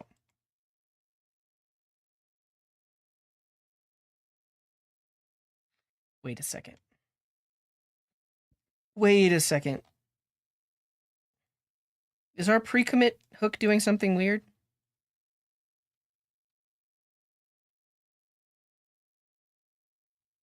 It's just running npm tests. Okay. Have you considered saying, please? You know I haven't. Please work. Please. Please, I changed nothing. Please just work. Yeah, it's localhost again.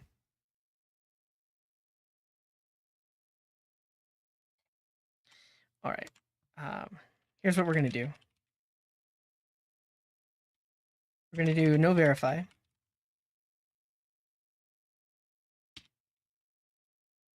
Cool. I mean, that's the next thing to try, right, Veed? So,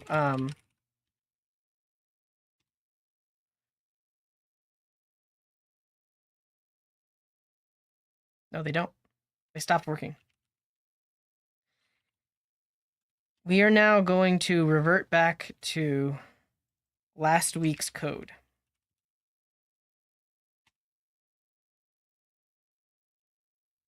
And then try to run the tests.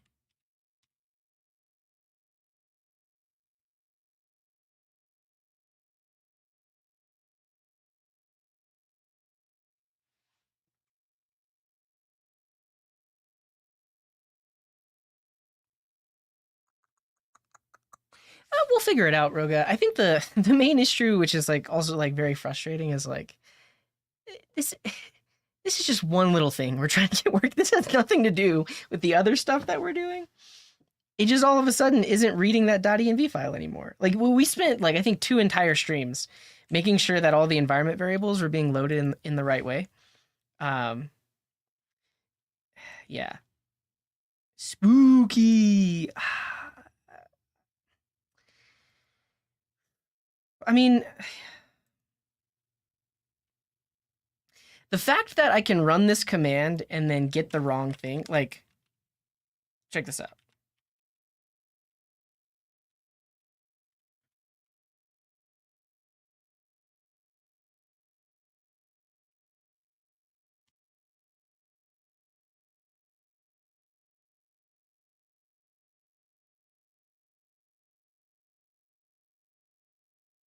This one has no value.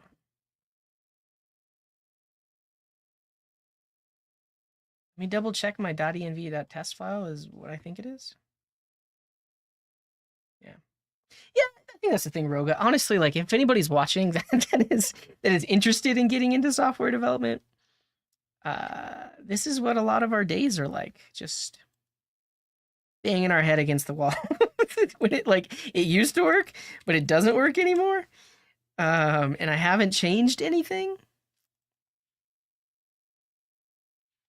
All right. I mean, I don't know. Did the .env CLI did it change?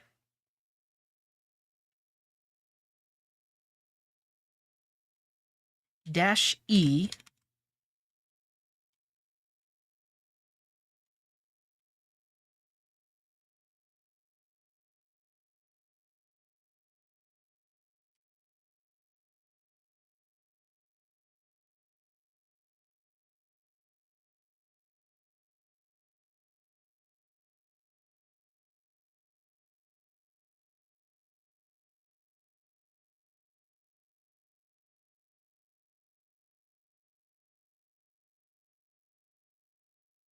is it loading? Is .env defaulting to loading the .env file?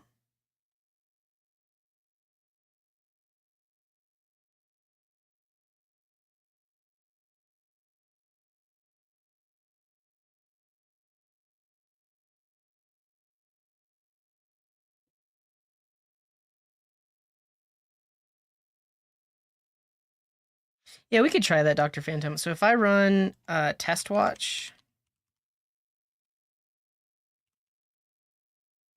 um,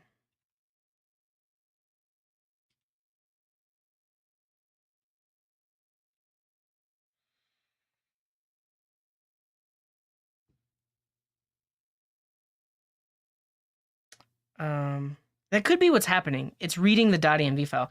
The issue is we haven't changed. We haven't changed anything. All right. So if I run docker up test watch, that will start the test containers, but it won't actually run the tests. So that will allow us to get into the test container and then run some shell commands to see like what files exist, etc. Well, maybe not though, because it too tries to it tries to migrate the database.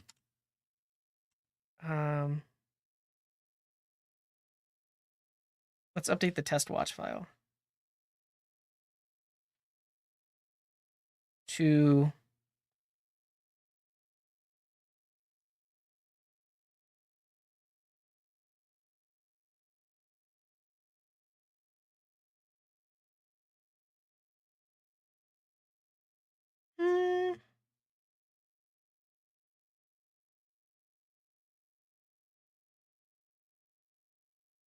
try to think. I guess we need to rebuild the containers or something like the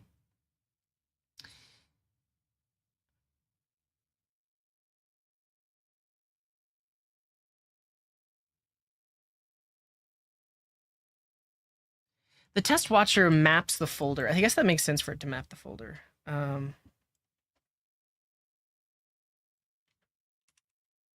just try this.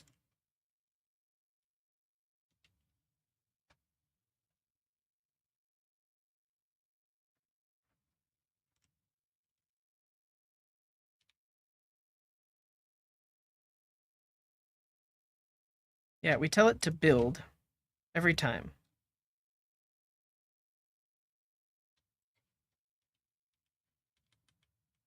But we don't want to abort on container exit.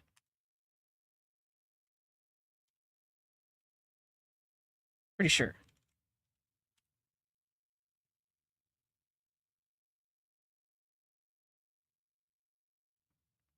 All right, I'll be right back while this builds.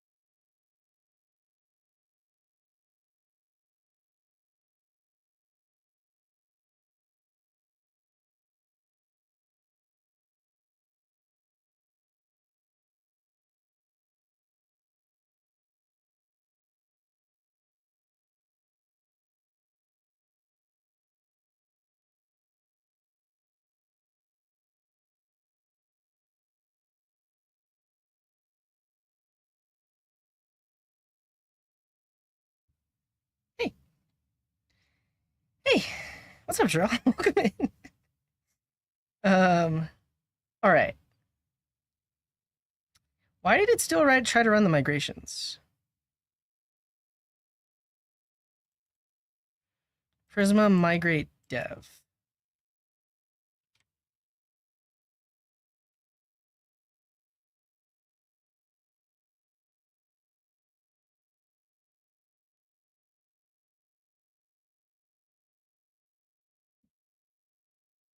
What is happening?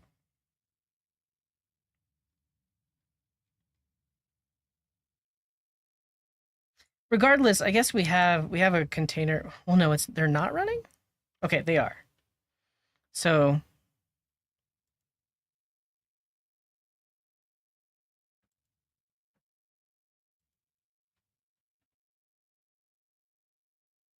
the app test exited because of that.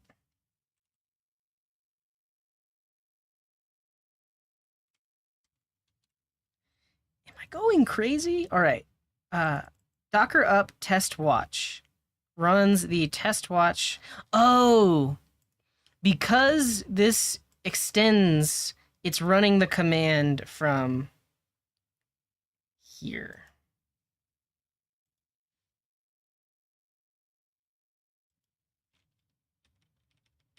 Let's not do that for now.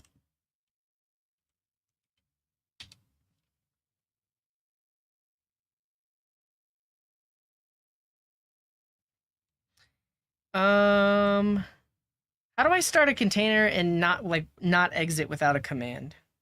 You're jumping back and forth between Twitch and YouTube chat. But basically what's happening is this container doesn't do anything, and so it just shuts down the container. So what can I do if I just want a long running container? Docker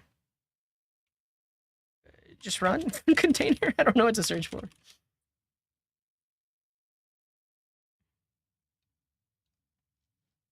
Docker run container without exiting. Yeah, I guess.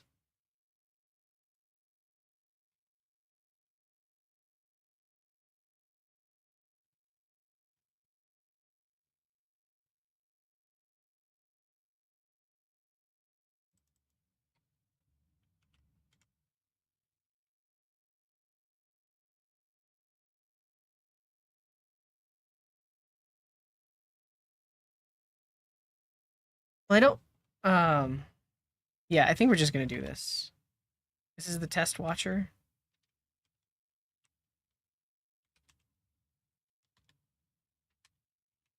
That.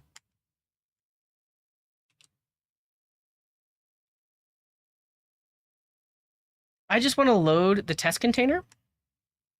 Well.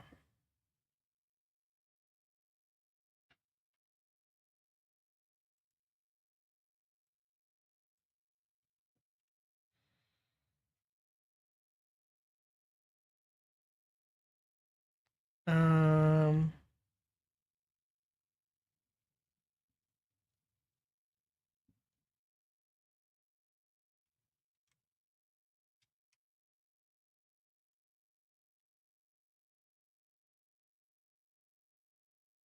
Hail dev null. That seems nicer.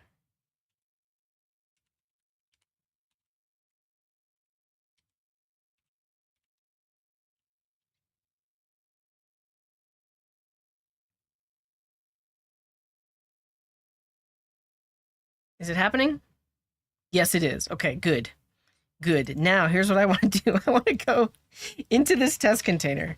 We can see it has a .env file and a .env.test file that was modified today.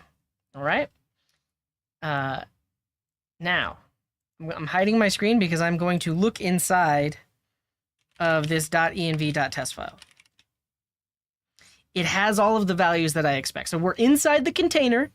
That container has the .env.test file, and it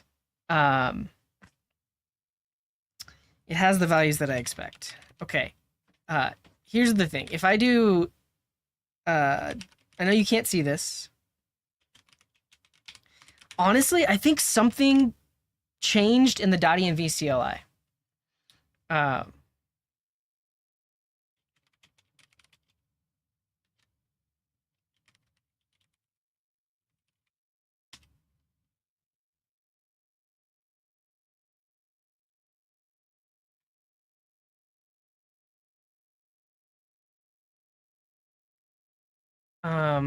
All right. We did upgrade the packages, but I don't know if .env had a. Maybe they did have a change. Let's look at their version history. But the thing is, it worked last time. Why did it work last time? What's up, Late Key? Welcome in.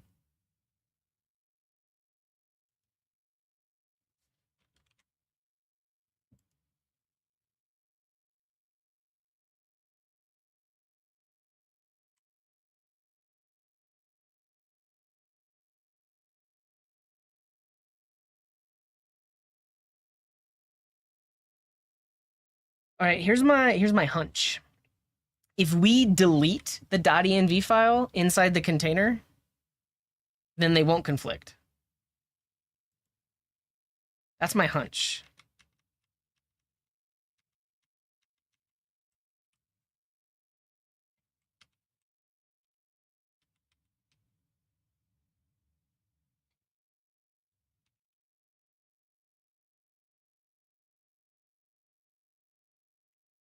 So if there is a .env file in the container, delete it.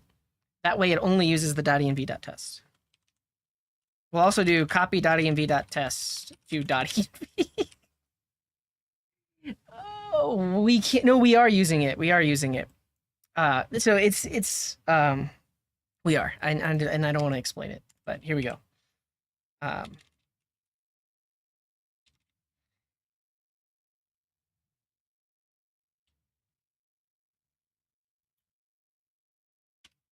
Okay.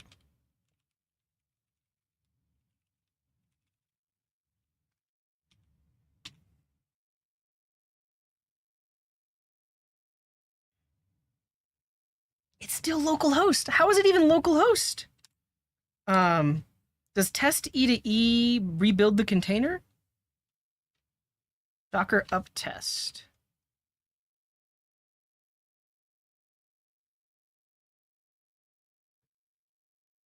So yeah, we're not using node version 20, and we're still using that .env dependency.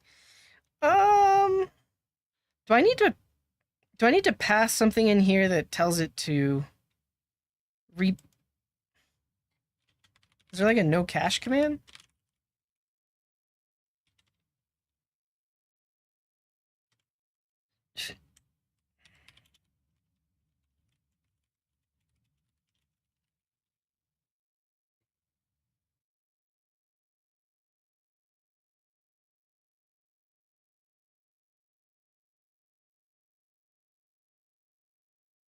Force recreate.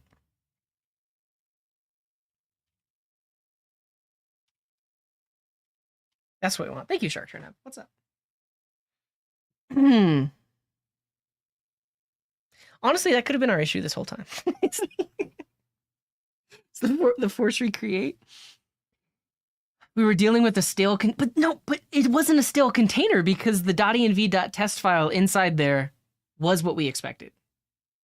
I have to keep convincing myself of that because I don't think everybody in chat is keeping up with what we're doing. No, look at that. Localhost. Also, where are we echoing?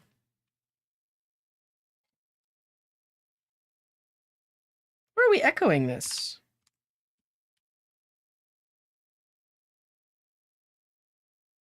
Oh, is this in the test watch? No. We are. Yeah. Hey, Dr. Random. Thank you for the bits. Sorry for all the confusion. Hope we find a solution. Kappa. No, I mean, obviously I'm having a good time with it. But I'm at a loss because the .env.test file has the things in it that we need, but then we can't. But then when we access those variables, they are not the right values. So is this broken now? Well, dbhost is used in database URL. So if you look at our sample.env file, we specify all of these and then we combine it into this. And I mean, I guess technically I can echo database URL too, if you want to see it. But yeah, it's the combined version.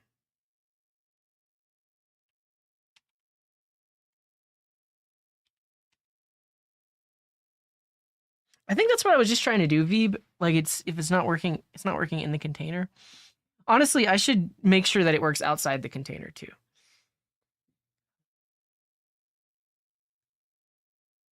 And maybe we need to just downgrade our dependency.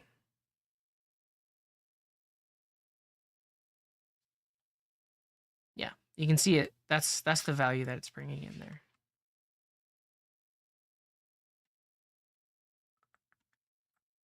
Actually, though, I'm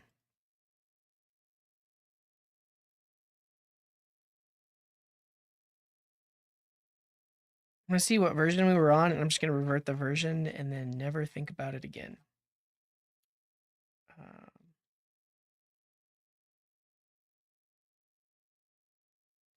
The .env CLI, where is it?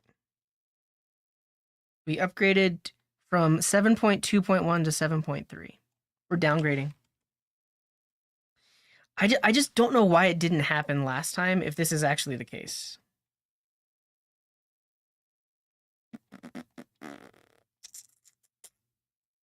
We are downgrading.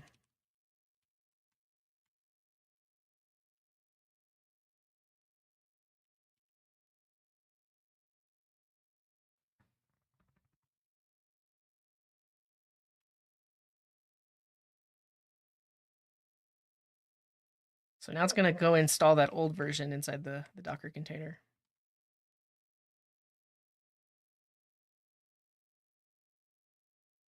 Well, I think that would work, Ryan.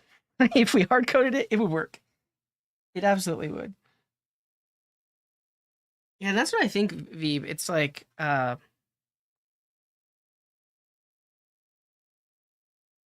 wait, our container installs.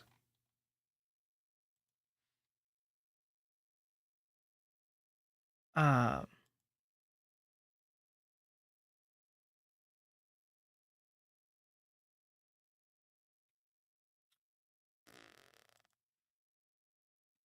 It installs the .env CLI globally.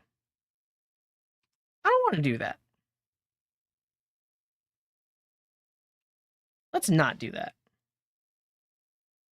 And then here we would need to run npx. So that way it uses the version that we specified.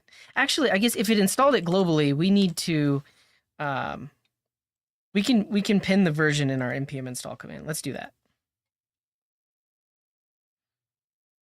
So in here, we should be able to do this, and then it specifically goes to that version.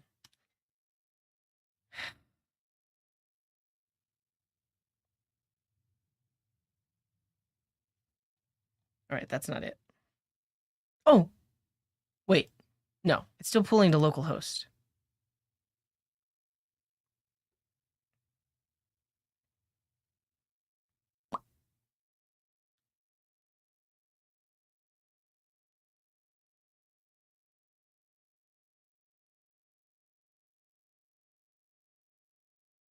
But why? Like, why would it even have localhost if we're override? Look, I'm literally removing .env, copying it here. Maybe I don't need this specified here? Did something change in Docker? Is Docker using my .env file?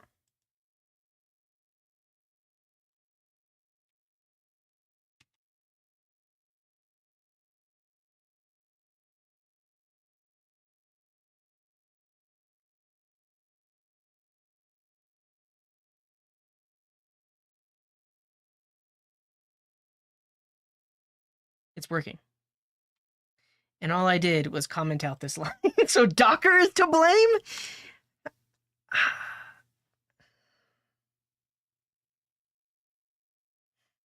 See if the test pass, first of all. It's honestly, this isn't modern web dev though. This is DevOps.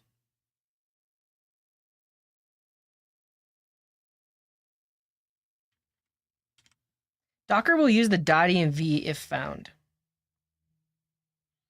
All right, which means we can go back to here. Why does this break it? We're gonna try one more time.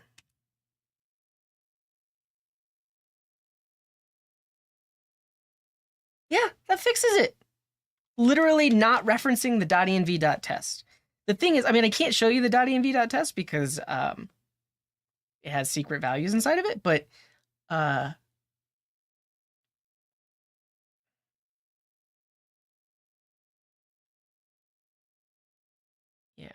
Well, it's technically rebuilding, but the layers are cached. So because none of the package.json didn't change, that it doesn't have to reinstall the dependencies every time.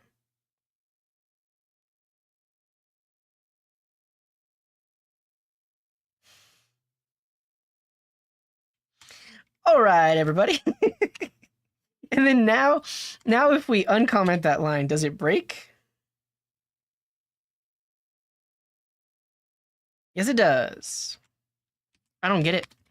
We're going to remove the line. Obviously, that line is what is breaking it. Okay. And I guess we can go back to the latest version. 7.3. So it wasn't .env's fault. It was Docker's fault.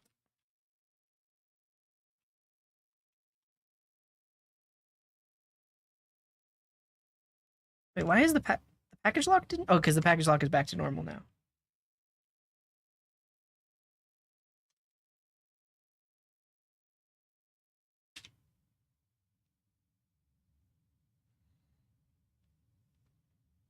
Oh, you're right. We could have removed the pin. Okay, kill it. Kill it.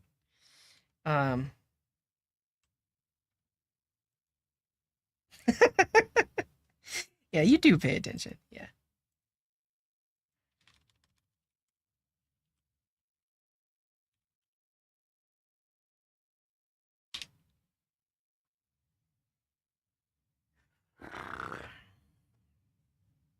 We wasted an hour and a half on that. An hour and a half. But now comes the moment of truth, so now that it's working, when we push to GitHub, the hope is it will create that .env.test file on the GitHub inside of GitHub Actions. It'll have all of the correct values, and the tests should pass on GitHub as well. That's the hope. That's where that's what we're trying to get at here. What did people do before Docker? You'd have to set up every environment manually. There was also a thing called Vagrant, and it worked with virtual machines. So before Docker, we would use pre-configured virtual machines that we could just spin up. But there's a lot more overhead with trying to use virtual machines versus containers. All right, here we go. Good that you just got. Yeah, you didn't have to deal with it.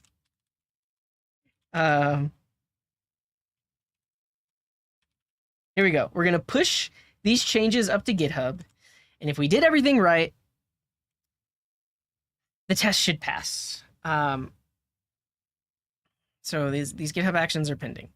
And if they don't pass, then we need to debug that, because that means that,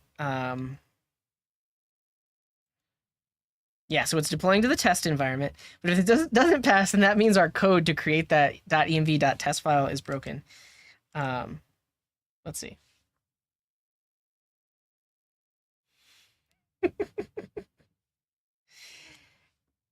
Yeah, I don't know, Roga. I don't know what to say. We still use VMs that run some form of containerization on top. Exactly, yeah. Vagrant was such a cool thing versus having to set up build servers. Docker made things a ton easier, yeah. All right, let's see where we're at. It's doing an install.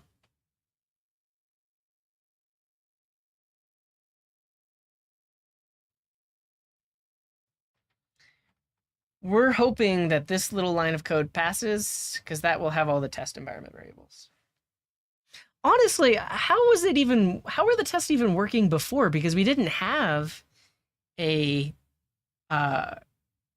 YouTube client ID or anything like that. How are the tests passing? That honestly, at this point, yeah, they shouldn't have been passing to begin with. This is what should have fixed them to begin with. But oh well.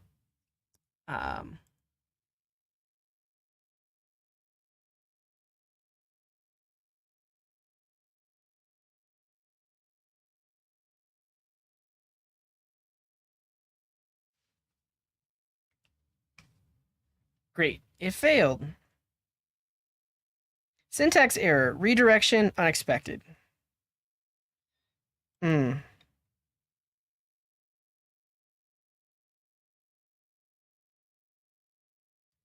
User bin bash?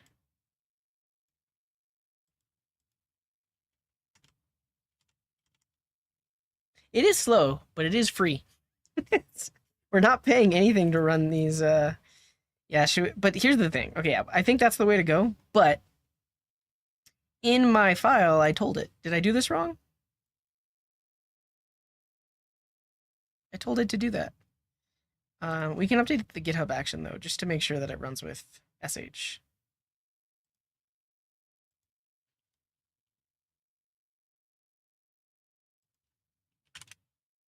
Like that.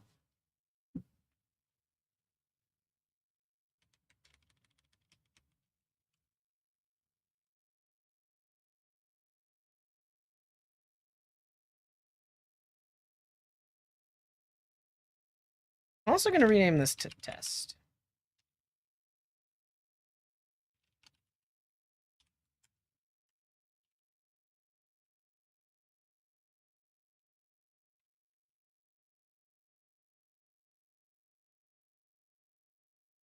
Oh, I didn't need to do that. We're going to do a -- no verify. For those of you complaining about Git commit hooks, in this scenario, I know that the tests are already passing, so I'm not going to run the tests locally, because I'm trying to get them to pass on the CI server.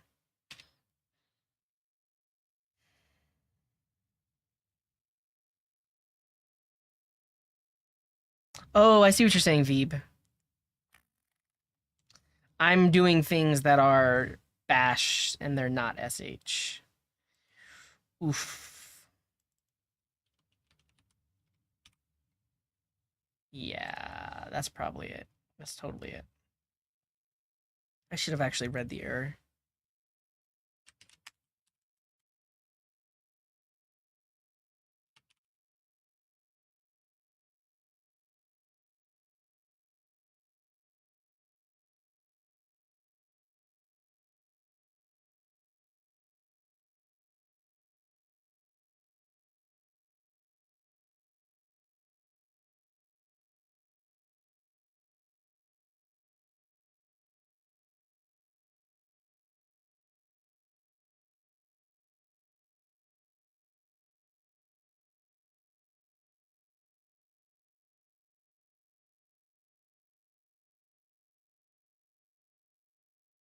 I'm going to cancel this one so that only this one runs.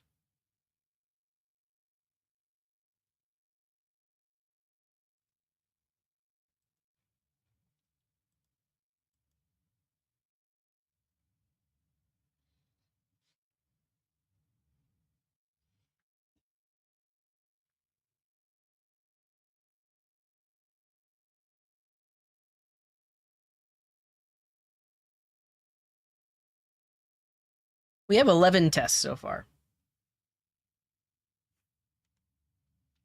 Most of what takes so long is like setting up the containers and installing dependencies and stuff like that.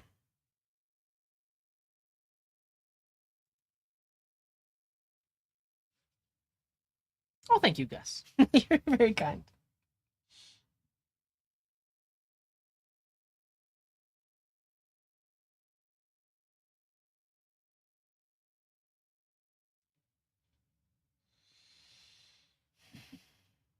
What's bun? I never heard of it. We're using Playwright, yeah. So those 11 tests are written with Playwright.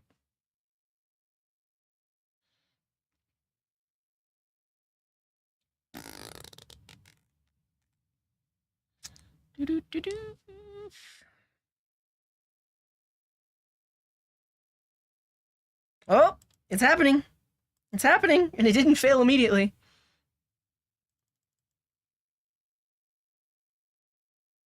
Playwright is for end-to-end testing. It didn't fail immediately. Playwright is browser automation testing. So it literally spins up a web browser and then will like click on elements and then you can make sure that things happen that you're expecting to happen. But that's different from unit tests, which tests individual codes in isolation with like no UI or anything like that. Wonder why I can't see the output in progress. Yeah, well, let me look at this one. I can't expand it. But it's definitely happening. Something is happening. They support multiple browsers. Yeah. Well, if we can't see it, we might as well just wait over here.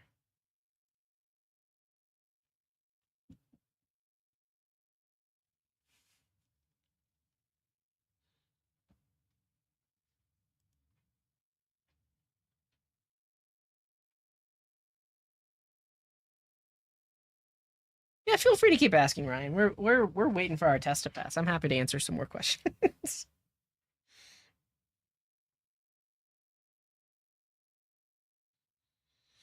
I would still consider it end to end or integration because at that point you're testing in the web browser versus just testing the code itself. All right, it failed. Why did it fail?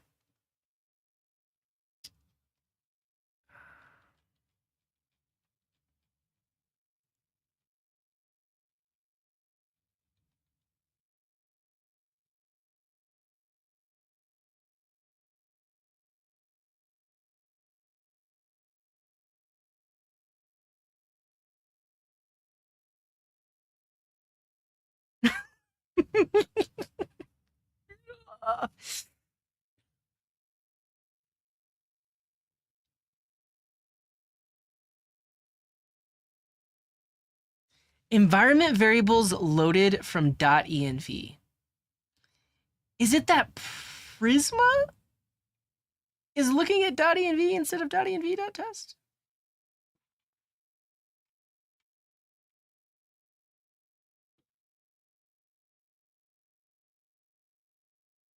Where did I add? Didn't I add that code that did like rm?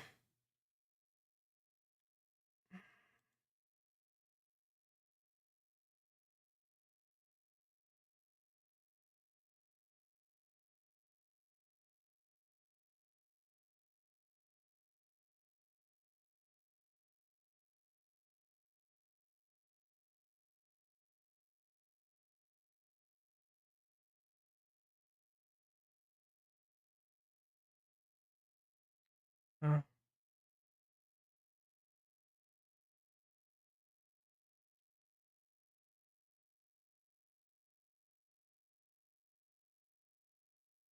think I think that might have been the issue, but okay, here's the thing. So data source DB is the name of the Docker container. So it's not loading the full.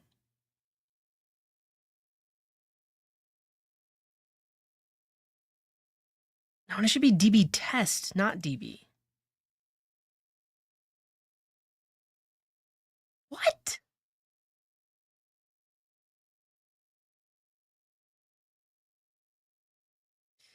Prisma migrate deploy.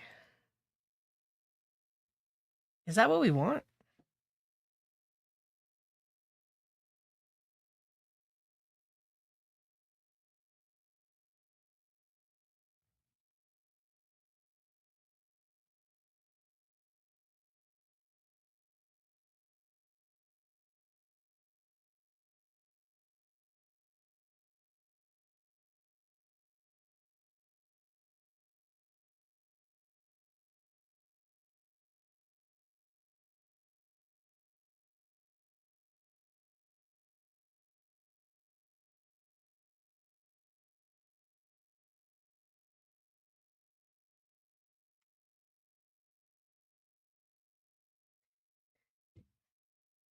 I'm gonna try this. I'm doing Prisma migrate deploy instead of Prisma migrate dev. But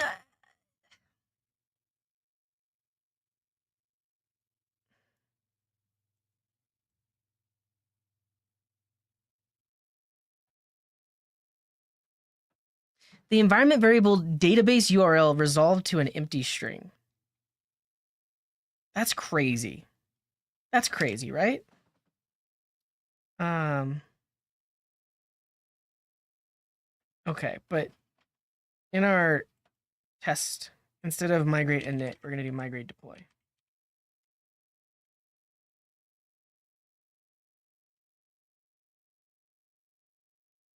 It wasn't, but honestly, it sounds like we should do that. Yeah, we're already doing that.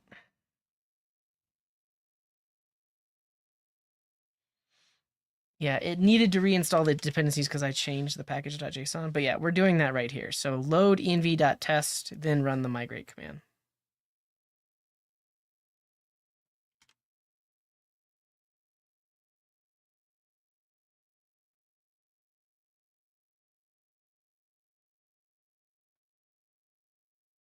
No, we don't. We know we needed to. We need to run generate first. What? Maybe we don't need that. Honestly, maybe we don't need that. Because it didn't generate the Prisma client, and then it couldn't run deploy.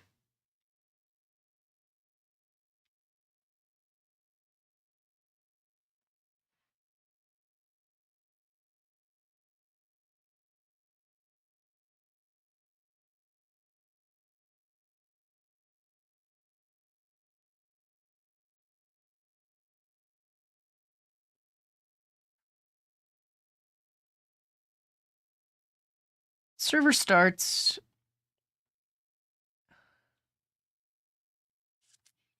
But it doesn't get database URL.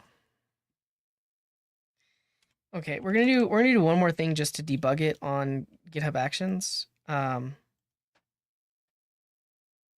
Before we run this, we will also run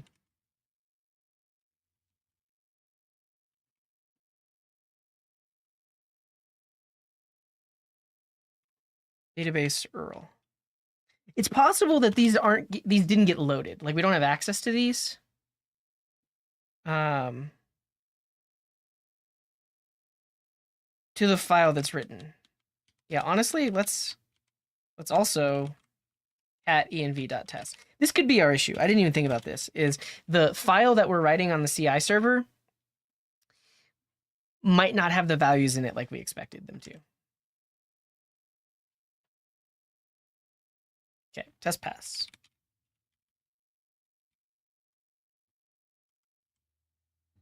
Let me just double check everything I'm changing. So for our Docker compose, we're going to look and see what's in the env.test file on the CI server. Also look at that database URL.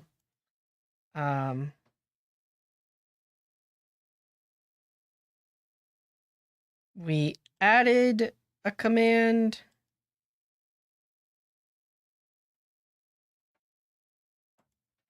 And we are not copying it to .env, we're copying it to .env.test. All right.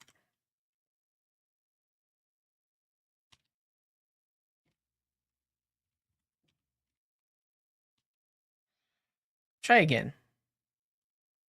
Yeah, so the environment variables will potentially leak, but I'm hoping, that because we set them up as secrets, they get removed in the logs. They should anyways.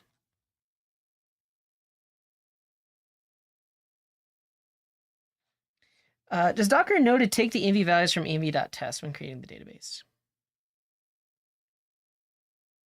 Oh, we have it set up that way.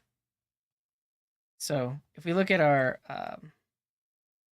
base, we're telling it to pull in. Oh, you might be right though. DB password, DB user, and DB name.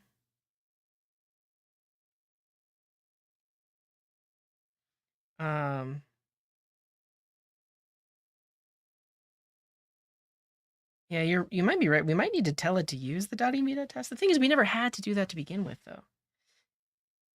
Yeah.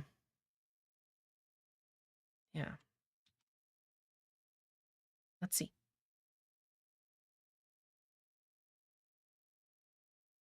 Oh, failed already.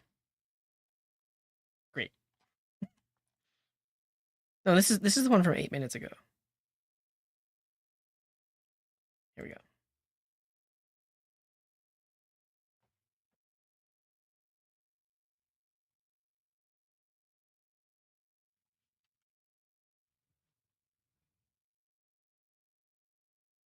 What's up, Cunningham? He says, how do you stay productive? Seems like I cannot concentrate nowadays.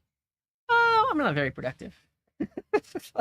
Right now, I'm forced to work because I'm live and I have to get things done, though we're not getting much done. But my main advice is to take care of yourself. Make sure you get enough sleep. Make sure you're eating well. Make sure you are trying to exercise, because if your body isn't healthy, your mind isn't healthy, it's going to be really hard to have motivation or even focus. So that's my advice. Take care of yourself. That's number one. Set environment variables? No, it might help, but the thing is, that wasn't even an issue we were having. I'm not worried about it right now. Main issue is that .env file, I don't think is getting created in the way that we expect. Because whenever this runs, not that, oof, almost leaked. Whenever this file runs, it's reading in the values from the environment, and it's possible that these have not been set.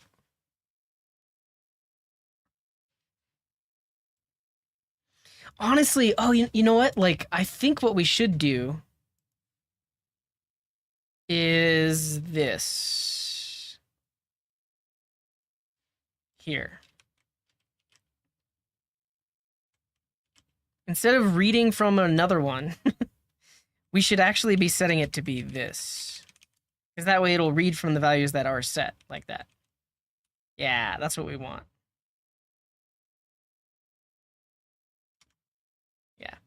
I'm gonna hide my screen because it might have leaked my .env, but I'm guessing that's what it is. If we look at the echoed test env file, um,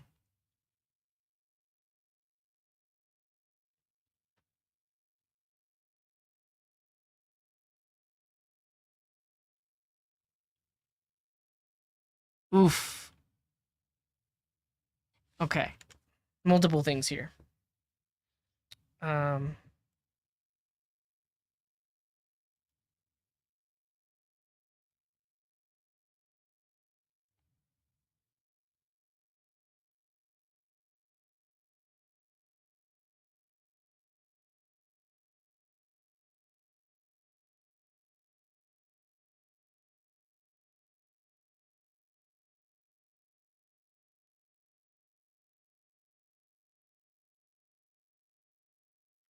okay, I have a plan.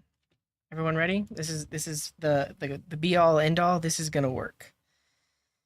This is gonna work. So before I was doing this, what I actually need to do is this. So that'll create the .env.test file. And then we also need the .env file because that's what Docker is going to use by default. So we need both of those. And then at this point, it will have already existed, so we don't need it anymore. And then the other thing I updated was whenever we're generating that .env file, we pull all of the values in like that. Yeah, like that. And that also makes me think we need to actually just remove database URL from our environment variables. This one. Like, yeah, like I can't, this isn't interpreted in the way that I expected. Basically, that one just needs to go away. And we set it manually using all of the other values. It didn't leak. No, it didn't leak. It also didn't even cat the file because it failed before that. Okay.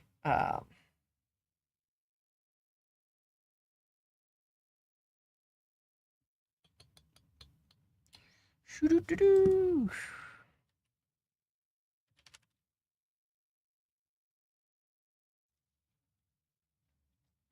All right. This is it. This is the winner. Because that will, when we run this code, it's going to pull in all those other values, set database URL, which will be the full value that we need it to be. What's up, Habibi? Who needs a computer science degree when you have Coding Garden? This is the winner. It's just going to work.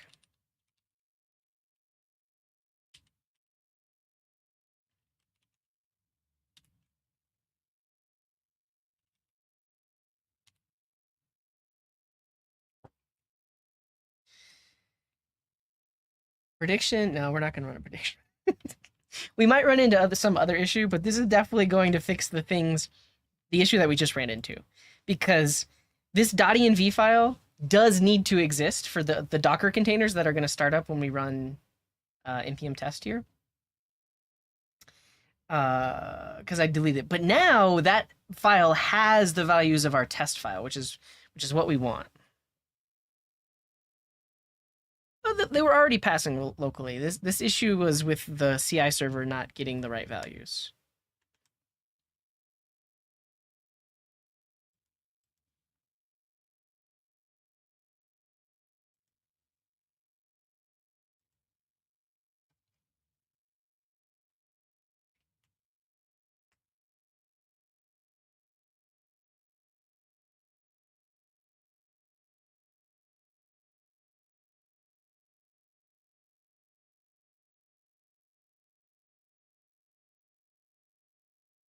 The modern one is tests are running or CI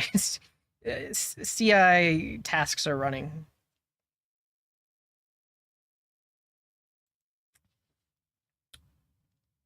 Yeah, I renamed it to run tests. But check is a type check command. That's different. Oh, so no, we are using GitHub secrets, but I need to load those GitHub secrets into a .env file so they can be used by the containers. That's why we did that. We did all of that on the stream today. So all of those things are set in GitHub settings and secrets and variables, but our containers depend on this file existing, and our tests and everything else depends on that file existing.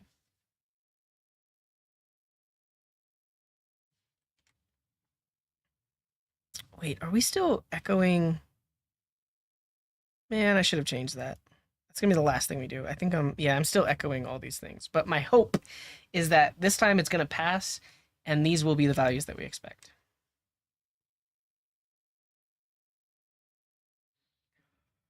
Oh, I have no idea, Roga. I think no, I don't know. I don't believe they use containers because they are serverless functions. So Vercel used to be, when they used to be called now.sh, it used to be containers in the cloud. Okay, it failed. But now they are edge functions and serverless functions. So there is no container involved. It's literally a Lambda function. All right, let's see what went wrong.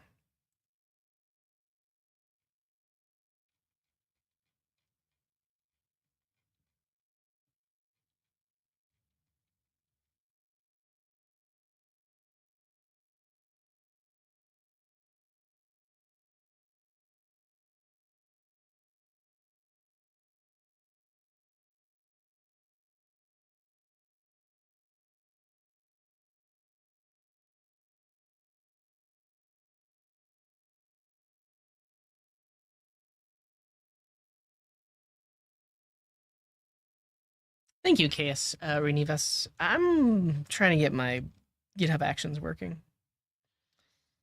The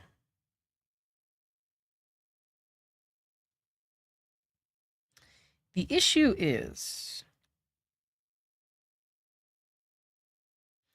it says database is uninitialized and superuser password is not specified.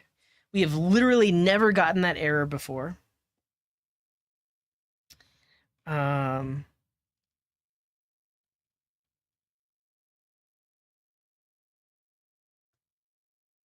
You must specify Postgres password to a non-empty value for the super user.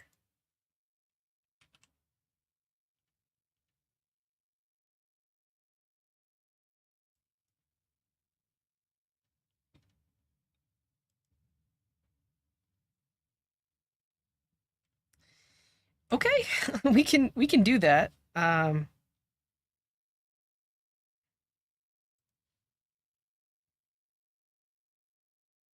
guess it wasn't set before.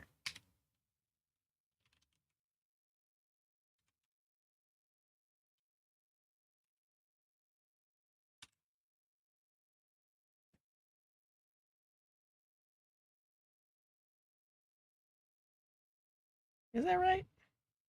I don't get enough for this. I mean, you're right. Like, let's see how much I've been paid by the hour.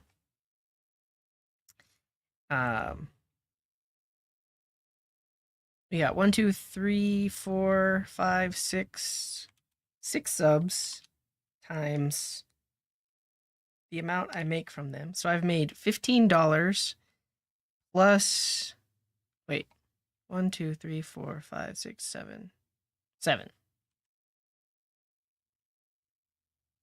$17.50 plus $1 in bits. I've made $18.50, and then I think we had.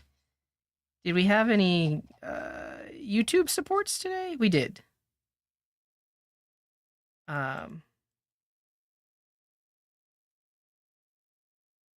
So 50 cents added on to that.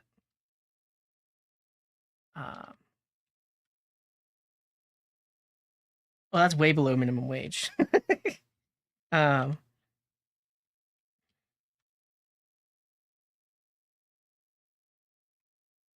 Wait, is that right? 7. Yeah. Plus that. I've made $18 and I've been live for 3 hours. So 3 divided by 18 is, or 8, yeah, 3, no, $18 total divided by 3 hours. My current hourly rate is $6 per hour. So that's how much money I'm making right now doing this. Okay. If we look here, Postgres password is getting set to DB password. So it is getting set. It is getting set here. You guys are really getting some value for your money here. So when this container is loading up, DB password isn't set. So I think that's the issue is, let's do this just so, because yeah, I shouldn't have to do this because it's loading the value from .env. So what we should do is over here, we should just make sure that this is working. And in order to do that, we need to cat it here. Because if that doesn't have the values inside of it, that's our problem. The script is our problem, and it's not working as we thought it was.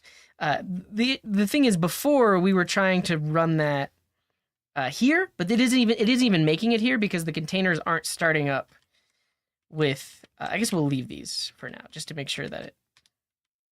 No. I trust it. Cat takes the contents of a file and spits it out to the terminal. So this is going to be our test now. Does this actually have the values inside of it? My guess is that it doesn't because it's complaining about Postgres password being empty.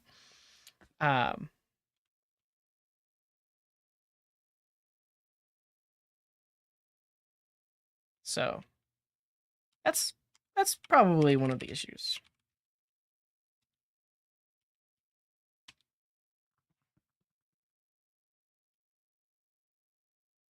All right.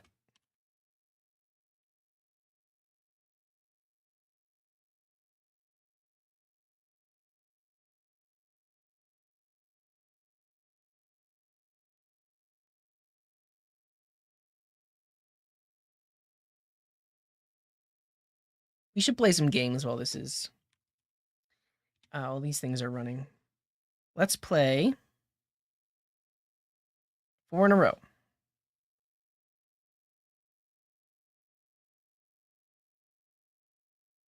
Me versus you all. Okay, so if you want to play Connect 4 against me, go to this URL, and basically it's gonna rotate turns. So when you go here, you all will be on the same team versus me. And then when it's your turn, one of you will have the chance to drop one of the Connect 4 things. And then it'll be my turn, and then it'll be one of your turns. So it's basically the collective versus me. You've got...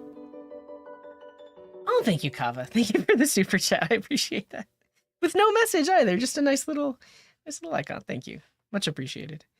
That's euros, isn't it? Yes, euros. All right, we're gonna start in 10 seconds just to give people enough time to join. Yeah, there's a different conversion rate from euros to pounds and stuff like that. All right, here we go.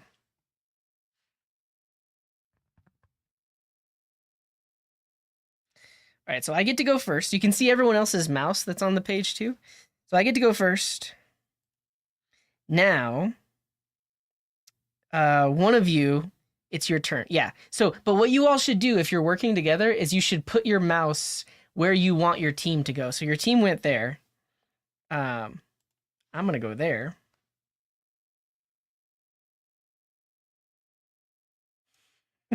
People went there. I'm gonna go here.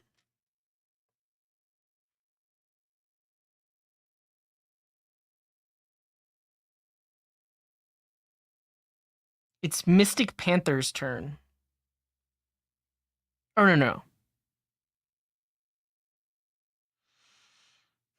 One of you is your turn. You didn't go. Okay.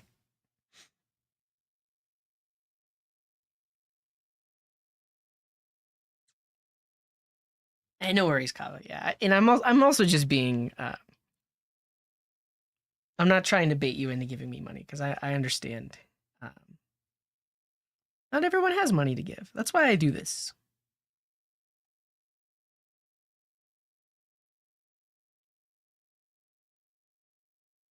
Man, you all are good.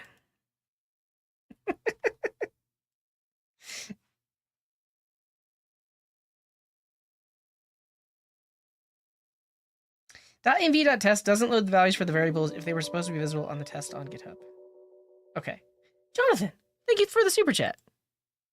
Also, no message, just a nice little image. Thank you.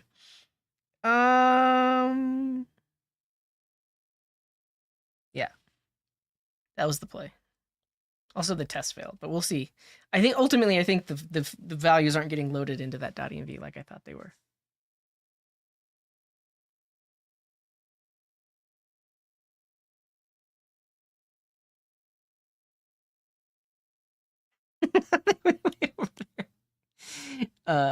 Here. Oh wow, I win. I win. It's not easy playing collectively. It's really not. Okay, the test failed. Let me see why they failed.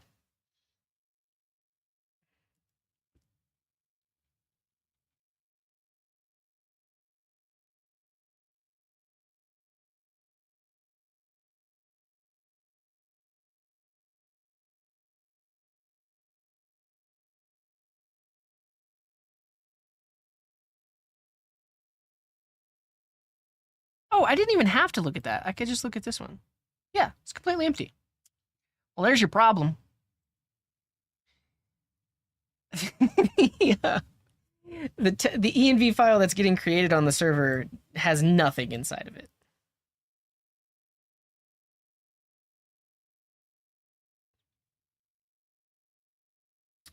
Yeah, there's your problem.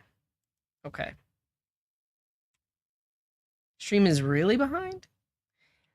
Uh, Here, if you want to know a trick, well, this is what we have to debug at this point.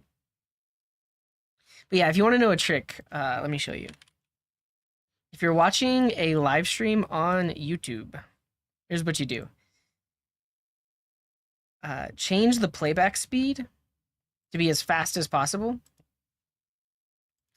And then when it catches up, it'll stop being a 2-second delay. So like 1 Mississippi, 2 Mississippi, 3 Mississippi. See, that's only a 3-second delay for me to the live stream. So yeah, basically put it on 2 times speed. It'll catch up, and then it won't be 2 times speed anymore. All right, everybody. Now we figure out why this file does not have access to doesn't have access to the environment variables. Let's just see if somebody's done this before. GitHub Actions, dynamically create .env file from GitHub secrets.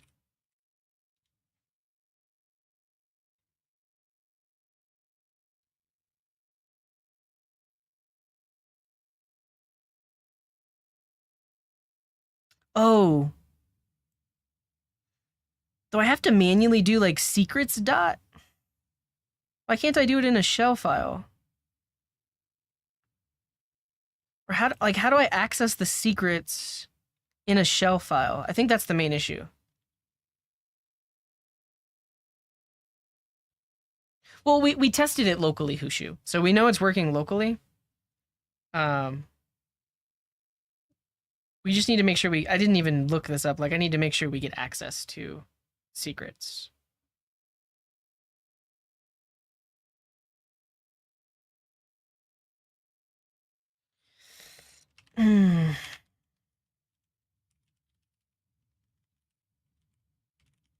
Access secrets in bash file.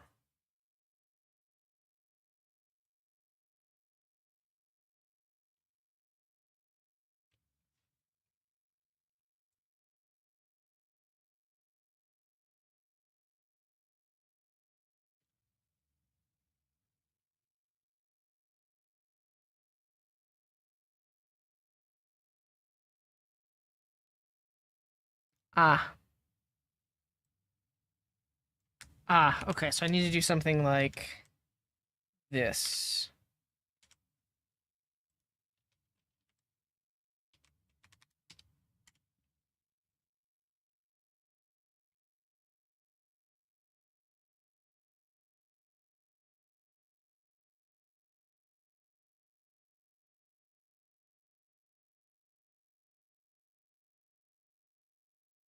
One's gonna go away. And they're not all in secrets. They might be like .env, but that's okay. Watch me. Because all of these will now be this secrets dot that like that. Okay, but some of these are coming. Oh, and then these need to be colons.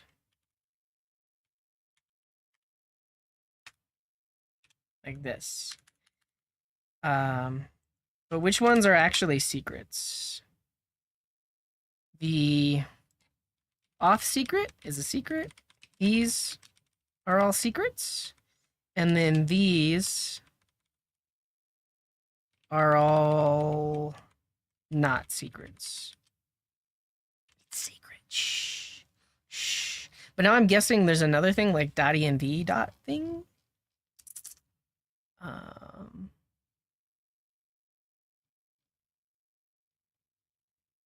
Like, how do I access an environment variable that is not a secret?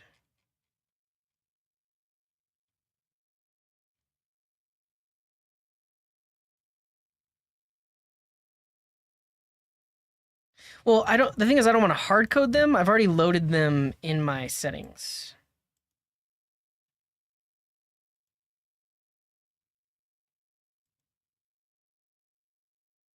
Just by the name. Oh, so like, literally, I don't even. I just do this like that. Oh no, it's env dot. Okay, okay.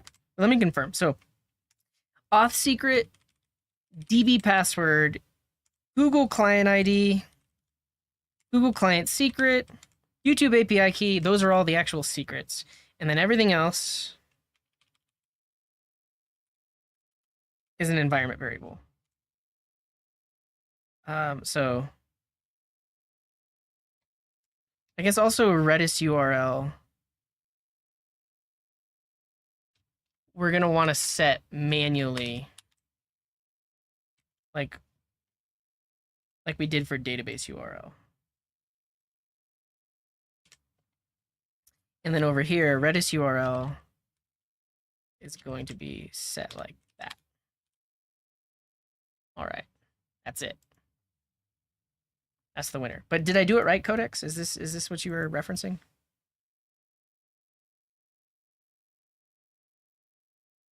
Oh. No,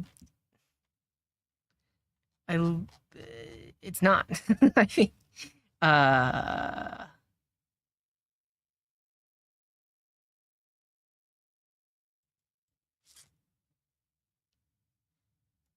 but to do it directly, do I do it like this?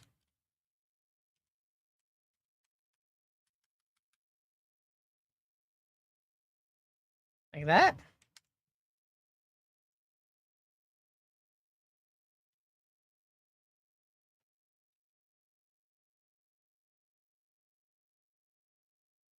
No dollar sign. But this is just gonna set it to a string.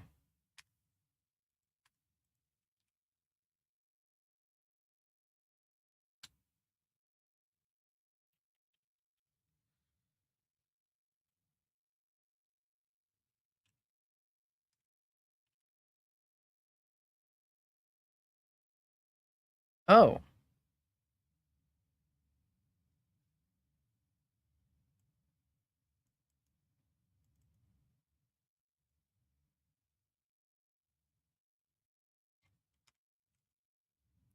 I'm gonna guess that it is .env.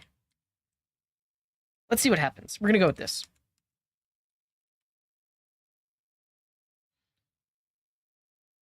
Yeah, welcome in, underdog. But basically, here's what's gonna happen. These lines of code pull in the values from the secrets in the environment variable. They're now available so that way when this script runs, it actually has access to these values to set them in the file. And then after they're set in the file, they're used by everything else. That's the hope. Please work. Here we go. I realize now, though, it's actually much easier to see when it's working. This section says you're right. Okay. Well, welcome in, Darren. Good to see you, too.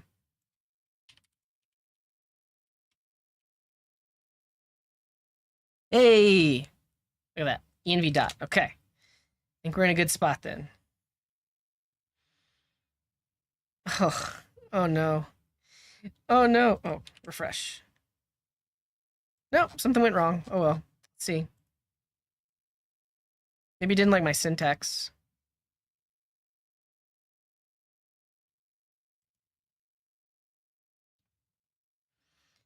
Workflow is not valid. Line 17. No, it doesn't like this.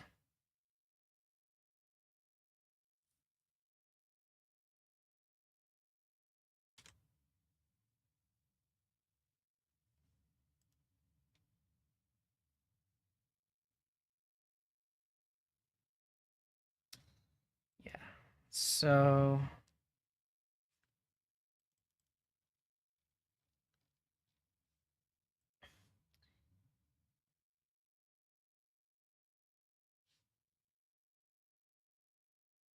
I shouldn't need to, but here's the thing. It's not. It's not in there. Okay. Like, but I guess, yeah, I guess that's the thing is these should exist,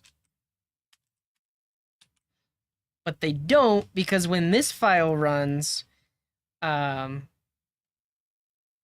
values are empty.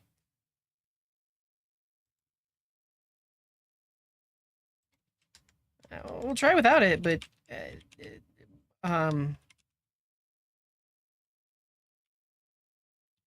yeah, we'll try without it.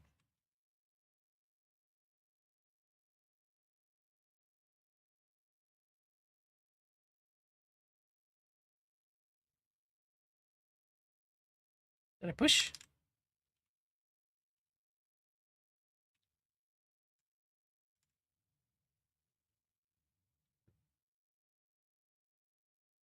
Oh, like yeah, I guess that's not something I haven't even tried. Is run the actions locally. Good call.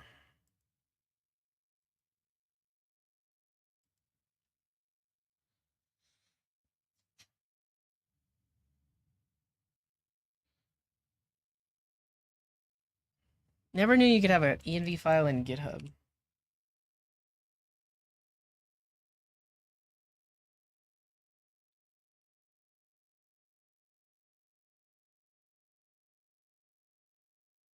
Huh. Fascinating.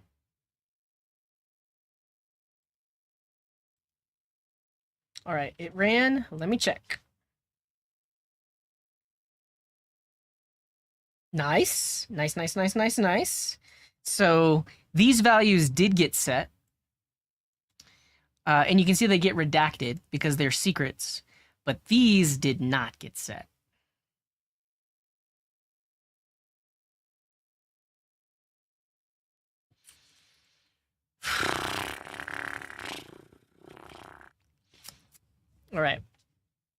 All right. Did I do it wrong? We've got environments. We've got environment variables. They are accessible using the vars context. Okay. How do I access that context? Is it vars dot instead of env dot? I think that's exactly what it is, Monty, and there was no good documentation on that. Yeah, it is. Look at that.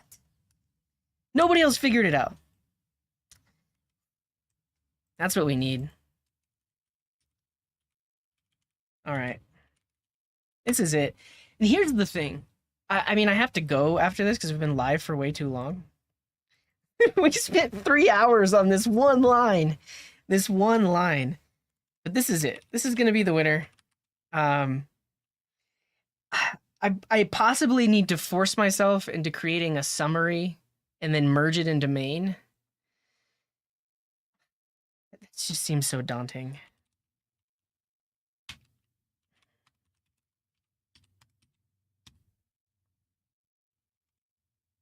This will work. I'm confident that this will work.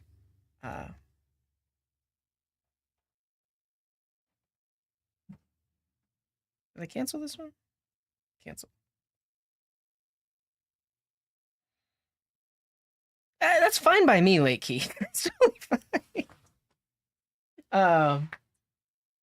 And like I said, it's just me figuring these things out. This is my first time ever using GitHub Actions like this.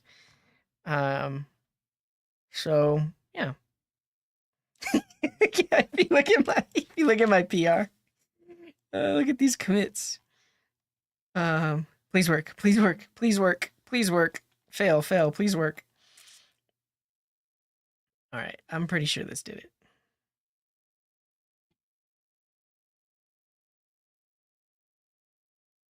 Yes. Yes. Look at that. Look at that. Okay, so now that that file exists, everything else is gonna work. Man. Man, oh man. So now we're not gonna cat that anymore. That was just for debugging. And then over here, that should be fine. Over here, should be fine too. I'm gonna make sure they pass, but I'm pretty sure they're gonna pass. Likely story. Yeah, definitely the first try. Please work, please work, please work, please work.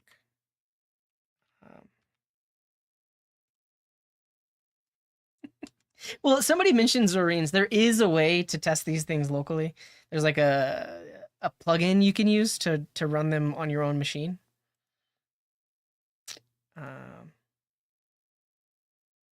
wonder why I can't see the output live. It only updates after it's done running.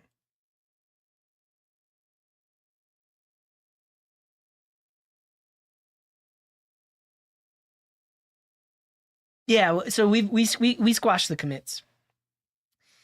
Our default is to squash. I mean, that's why I'm okay with doing this. And like when somebody makes a PR that has multiple commits, we squash it into a single one. Please. It didn't fail quickly, which is good. Good. Is there one for DevOps? Oh, for Azure? I don't know. I would hope. I would hope. Because honestly, like, this is something that is a long cycle, right? If you don't have a way of testing it locally, fix the thing, push it up, wait 5-10 minutes. It breaks. Tried another thing, push it up, wait 5 or 10 minutes. Like, that's not ideal.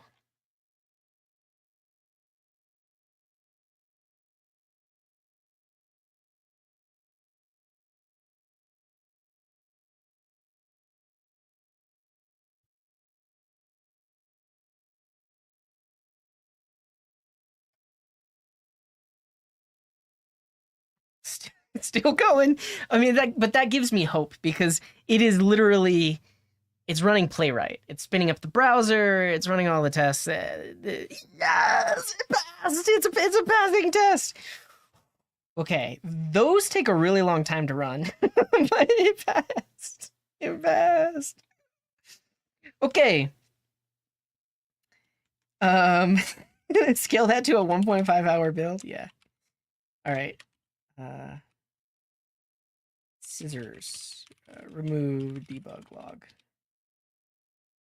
Oh, I should have done no verify, but the test should pass locally. Let's at least let's get some nice let's be happy. Let's endorphins is what I wanted to say. Let's get some serotonin going. The tests pass on the CI server. The tests are going to pass locally. We're going to push up this last commit. It's going to pass there again, and we're good to go. I see Zarines. Yeah, that's what somebody was mentioning. Is like the Act one is for GitHub Actions.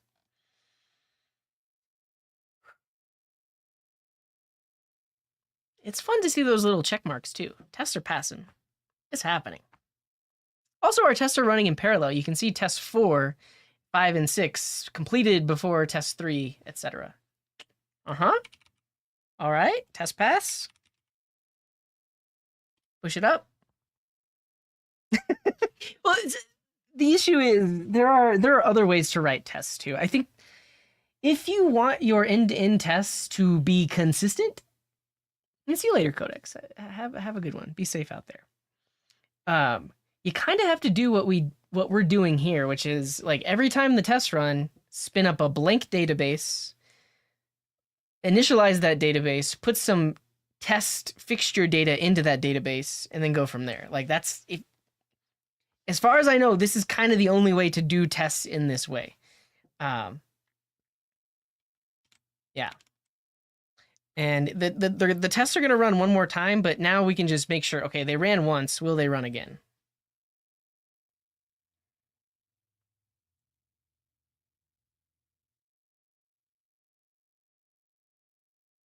Hmm.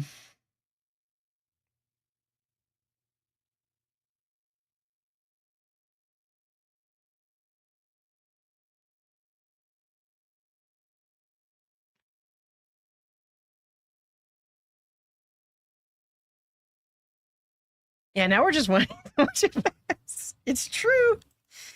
It's true. We know they're going to pass. They have to pass, right?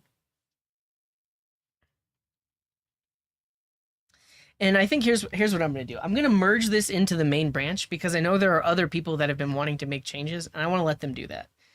But next time, we need to work on um, the documentation so that people know how to do things like watch the tests locally and stuff like that. Because right now, we don't have anything for that. So that's done.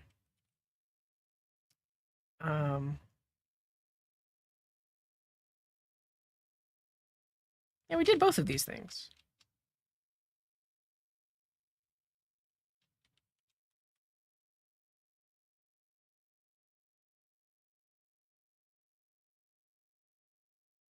Exactly, Blackbeard. We were talking about that. This is the modern my code's compiling. Um, yeah, if it fails now, I don't know what to say. But yeah, this is us. And I guess let's play one more game. Let's do what's this one? Typer Royale? Oh yeah, this is the typing game. Let's do it. Um, so we're all gonna test our typing speed against each other. So go to this link. I'm gonna give you 45 seconds to join, and then we're gonna start. We could do a couple city guessers too. We're just in the mode to take a break. Um,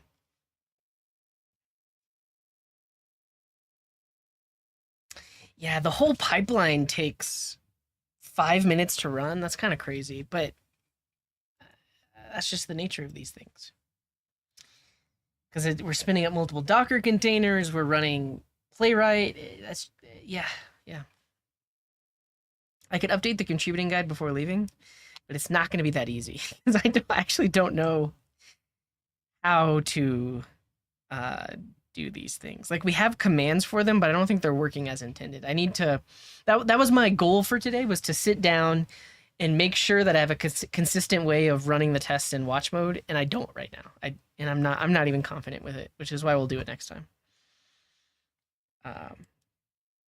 But really, this project has just become like DevOps, right? This is DevOps garden at this point. Test pass, beautiful, beautiful. All right, let's play a typing game. Get ready.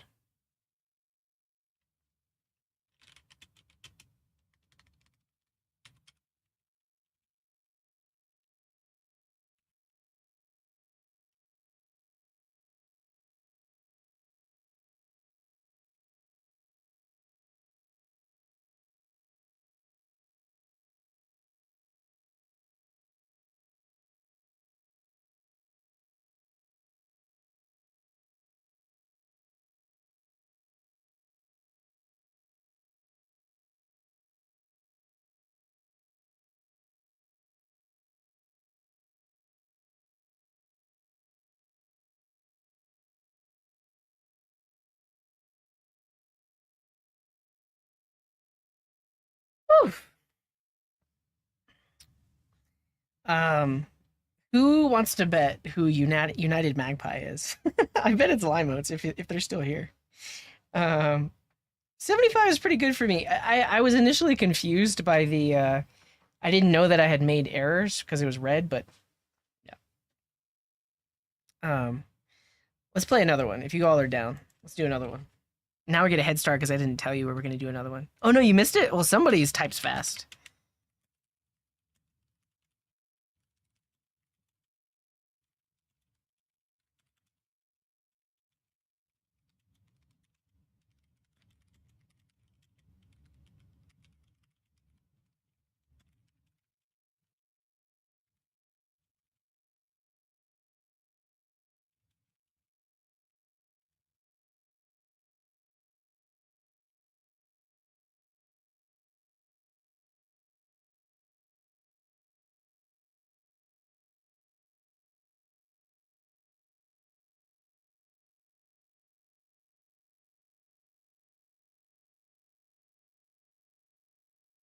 $80 words per minute.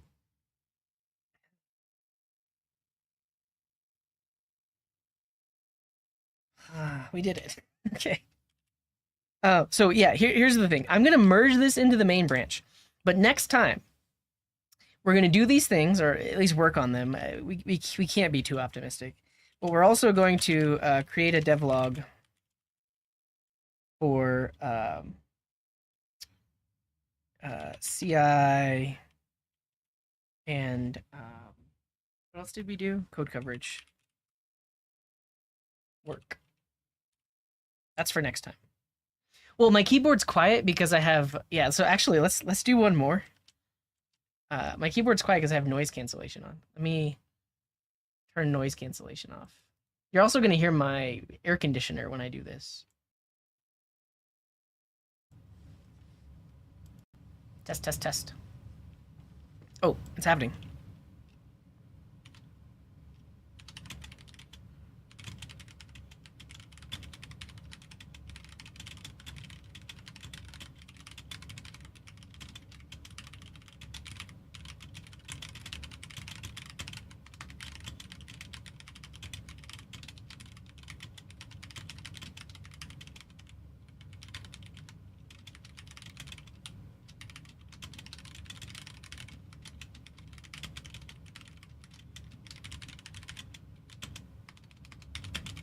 Man, I messed up. Ah.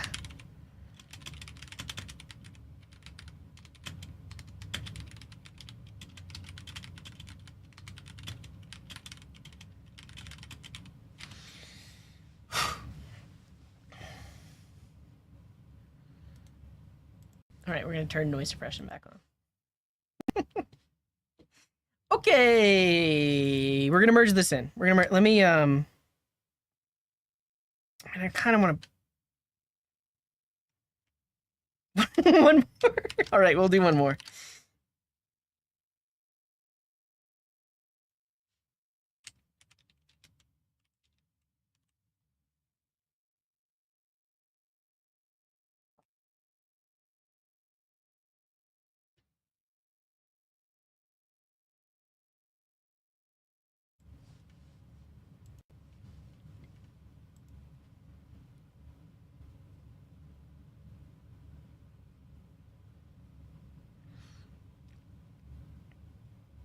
Oh, one of you needs to click start.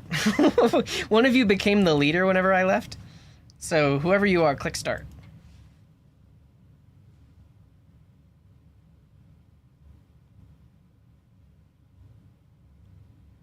Yeah, Sonny, I don't know. I like the tactile feeling of a mechanical keyboard. I don't do much gaming. What are you talking about? Oh, caps lock was on. I was like, I'm pressing the button.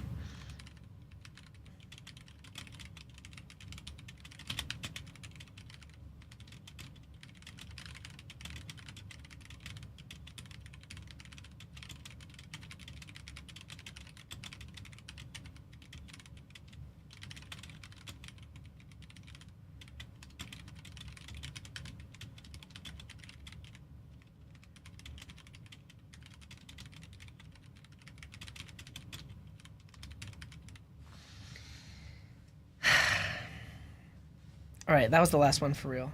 Here we go. We're going to squash all of this into a single one.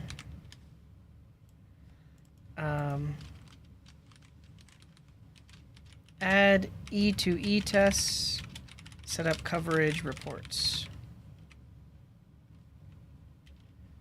Fix GitHub actions. Squash.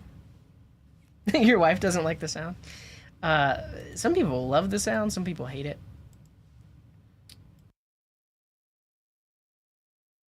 All right, we're going to delete that branch. But at this point, we're now merged in. So when you go to the GitHub repo, you're going to see an updated README. You're also going to see all of these gosh darn config files. And you're going to see the test folder, which has all of the tests that we've written. So, yeah, if you're interested in the listed tech stack, definitely check out that link there. And like I said, next time we are going to work on these other things. The CI, I don't think it runs on merge. I think it just runs for PRs. And basically, the whole point there is, if it passed for the pull request, we don't need to run it on merge, but I see your point. We probably should. But if it's based on main already, we shouldn't need to run them again, right? Is this an add-on to add all the commit messages as an emoji? No. So GitHub will render out the emojis, which is why I just like to do that. So if you look in my commit history, I'll put little GitHub emojis like scissors and sparkles and ta-da, and then they get rendered out here. Someone has a project called Gitmoji where they try to standardize, like, these are the emojis you should use in your commit messages for various types of things. But we probably should just be using conventional commits, which is industry standard. Like, if you look at an open source project and you see commits that look like this, like feature, chore, docs, fix, this is conventional commits. We honestly should probably start using this. This is like industry standard instead of like emojis. Okay. Emojis are the new standard. All right, that's all for now. If you would, please go follow my personal Twitch channel. You can follow it over there. You can follow it there.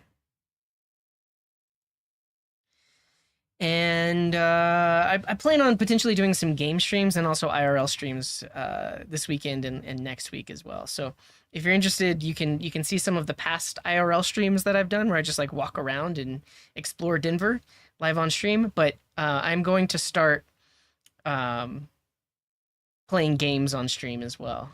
I like to play the Pokemon trading card game, so I'm gonna try and get a couple streams in next week and this weekend for that. What else do I want to say? Join the mailing list. We have a mailing list where I send out go live notifications. Yeah. List.coding.garden. You can choose which lists you want to sign up for. And ultimately, like, if you enjoy my content and you want to support me, this is one of the best ways to support me, is to just get on my mailing list so that I don't lose contact with you. Regardless of platform. Yeah, and then one last shout out for the Discord. If you're not in the Discord yet, join the Discord, because that's where we will all be when the stream is over. But we have some discussion channels where you can go talk about the weekly topic. Oh, I guess I didn't mention earlier, we also have weekly challenges. But if you're also interested in hanging out with us outside of the stream, definitely check out the community events channel. So right now, Ryan and Ched are organizing a game night. So if you're interested, once you join the Discord, go to channels and roles, choose that you want to see community events and you want to be notified, and then answer this poll so you can choose which day and which time you prefer for the game night. Yeah, Ched's there. Are you there? And then we have some other interesting stuff in the Discord. So we have daily stand-up. So every day you can go post, what did you do yesterday? What are you going to do today? What blockers do you have? And really, this is just to get visibility into the community. You can also vent about work. And then if you need help, we have a help forum you can post in. And then we also have that weekly discussion channel that I talked about. So right now the topic is, what does it mean to be in production? What makes code production ready? If you're learning something new, how do you know when you're ready to work in production with the thing you've been learning? So we're having a discussion around this, and I might actually turn this into a YouTube video, just reviewing some of the responses, and then also giving my own take on it. If anything interesting happened in the stream today, share it over in clip share, and then also check out the weekly challenge. So this week's weekly challenge was a CSS challenge. It's a CSS battle. You can read about it in the weekly challenge channel, but basically you need to recreate this image using only CSS. And you can see that a few people have tried it and posted their code as well. And then you can also just say hi in the general channel as well. That's all I got for you. Follow here on YouTube if you haven't yet. I also have a Twitter you should go follow if you haven't yet. And Discord timestamp? What?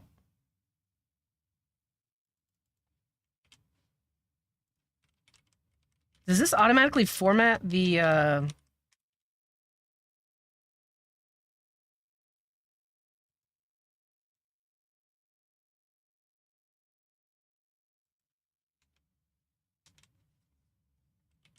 Whoa!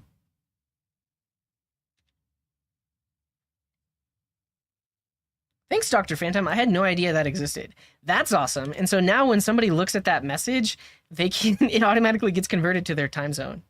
Yeah, so if you're listening, Ryan, you should send a message in here that actually you can edit your message. Update edit this message with the timestamp thingy, and it will show the correct time for that. Perfect. All right, is there anything I'm missing? Follow me everywhere, YouTube, Twitter. Oh yeah, we have a schedule. So for all the stuff is at coding.garden. But if you look at the schedule, I try to keep that updated with when I'm going to go live. I hope to stream on Monday. We're going to do some technical content, and then I'll do some personal streams throughout the week, and then we'll do another listed stream on next Friday. All right, I'm going to get out of here. I was going to apologize for not getting much done today, but I think we still had fun. We still learned a lot. We also learned what it's like to be a real developer and like see things that we think are going to work, and then they never work, and then we try over and over again, and eventually we got it working. So yeah, and shout out Denver. I do IRL streams in Denver. That's where I live. All right, I'm getting out of here. See you next week. Thanks for watching. So wherever you are in the world, have a wonderful morning, afternoon, evening, or night. And until next time, here's this.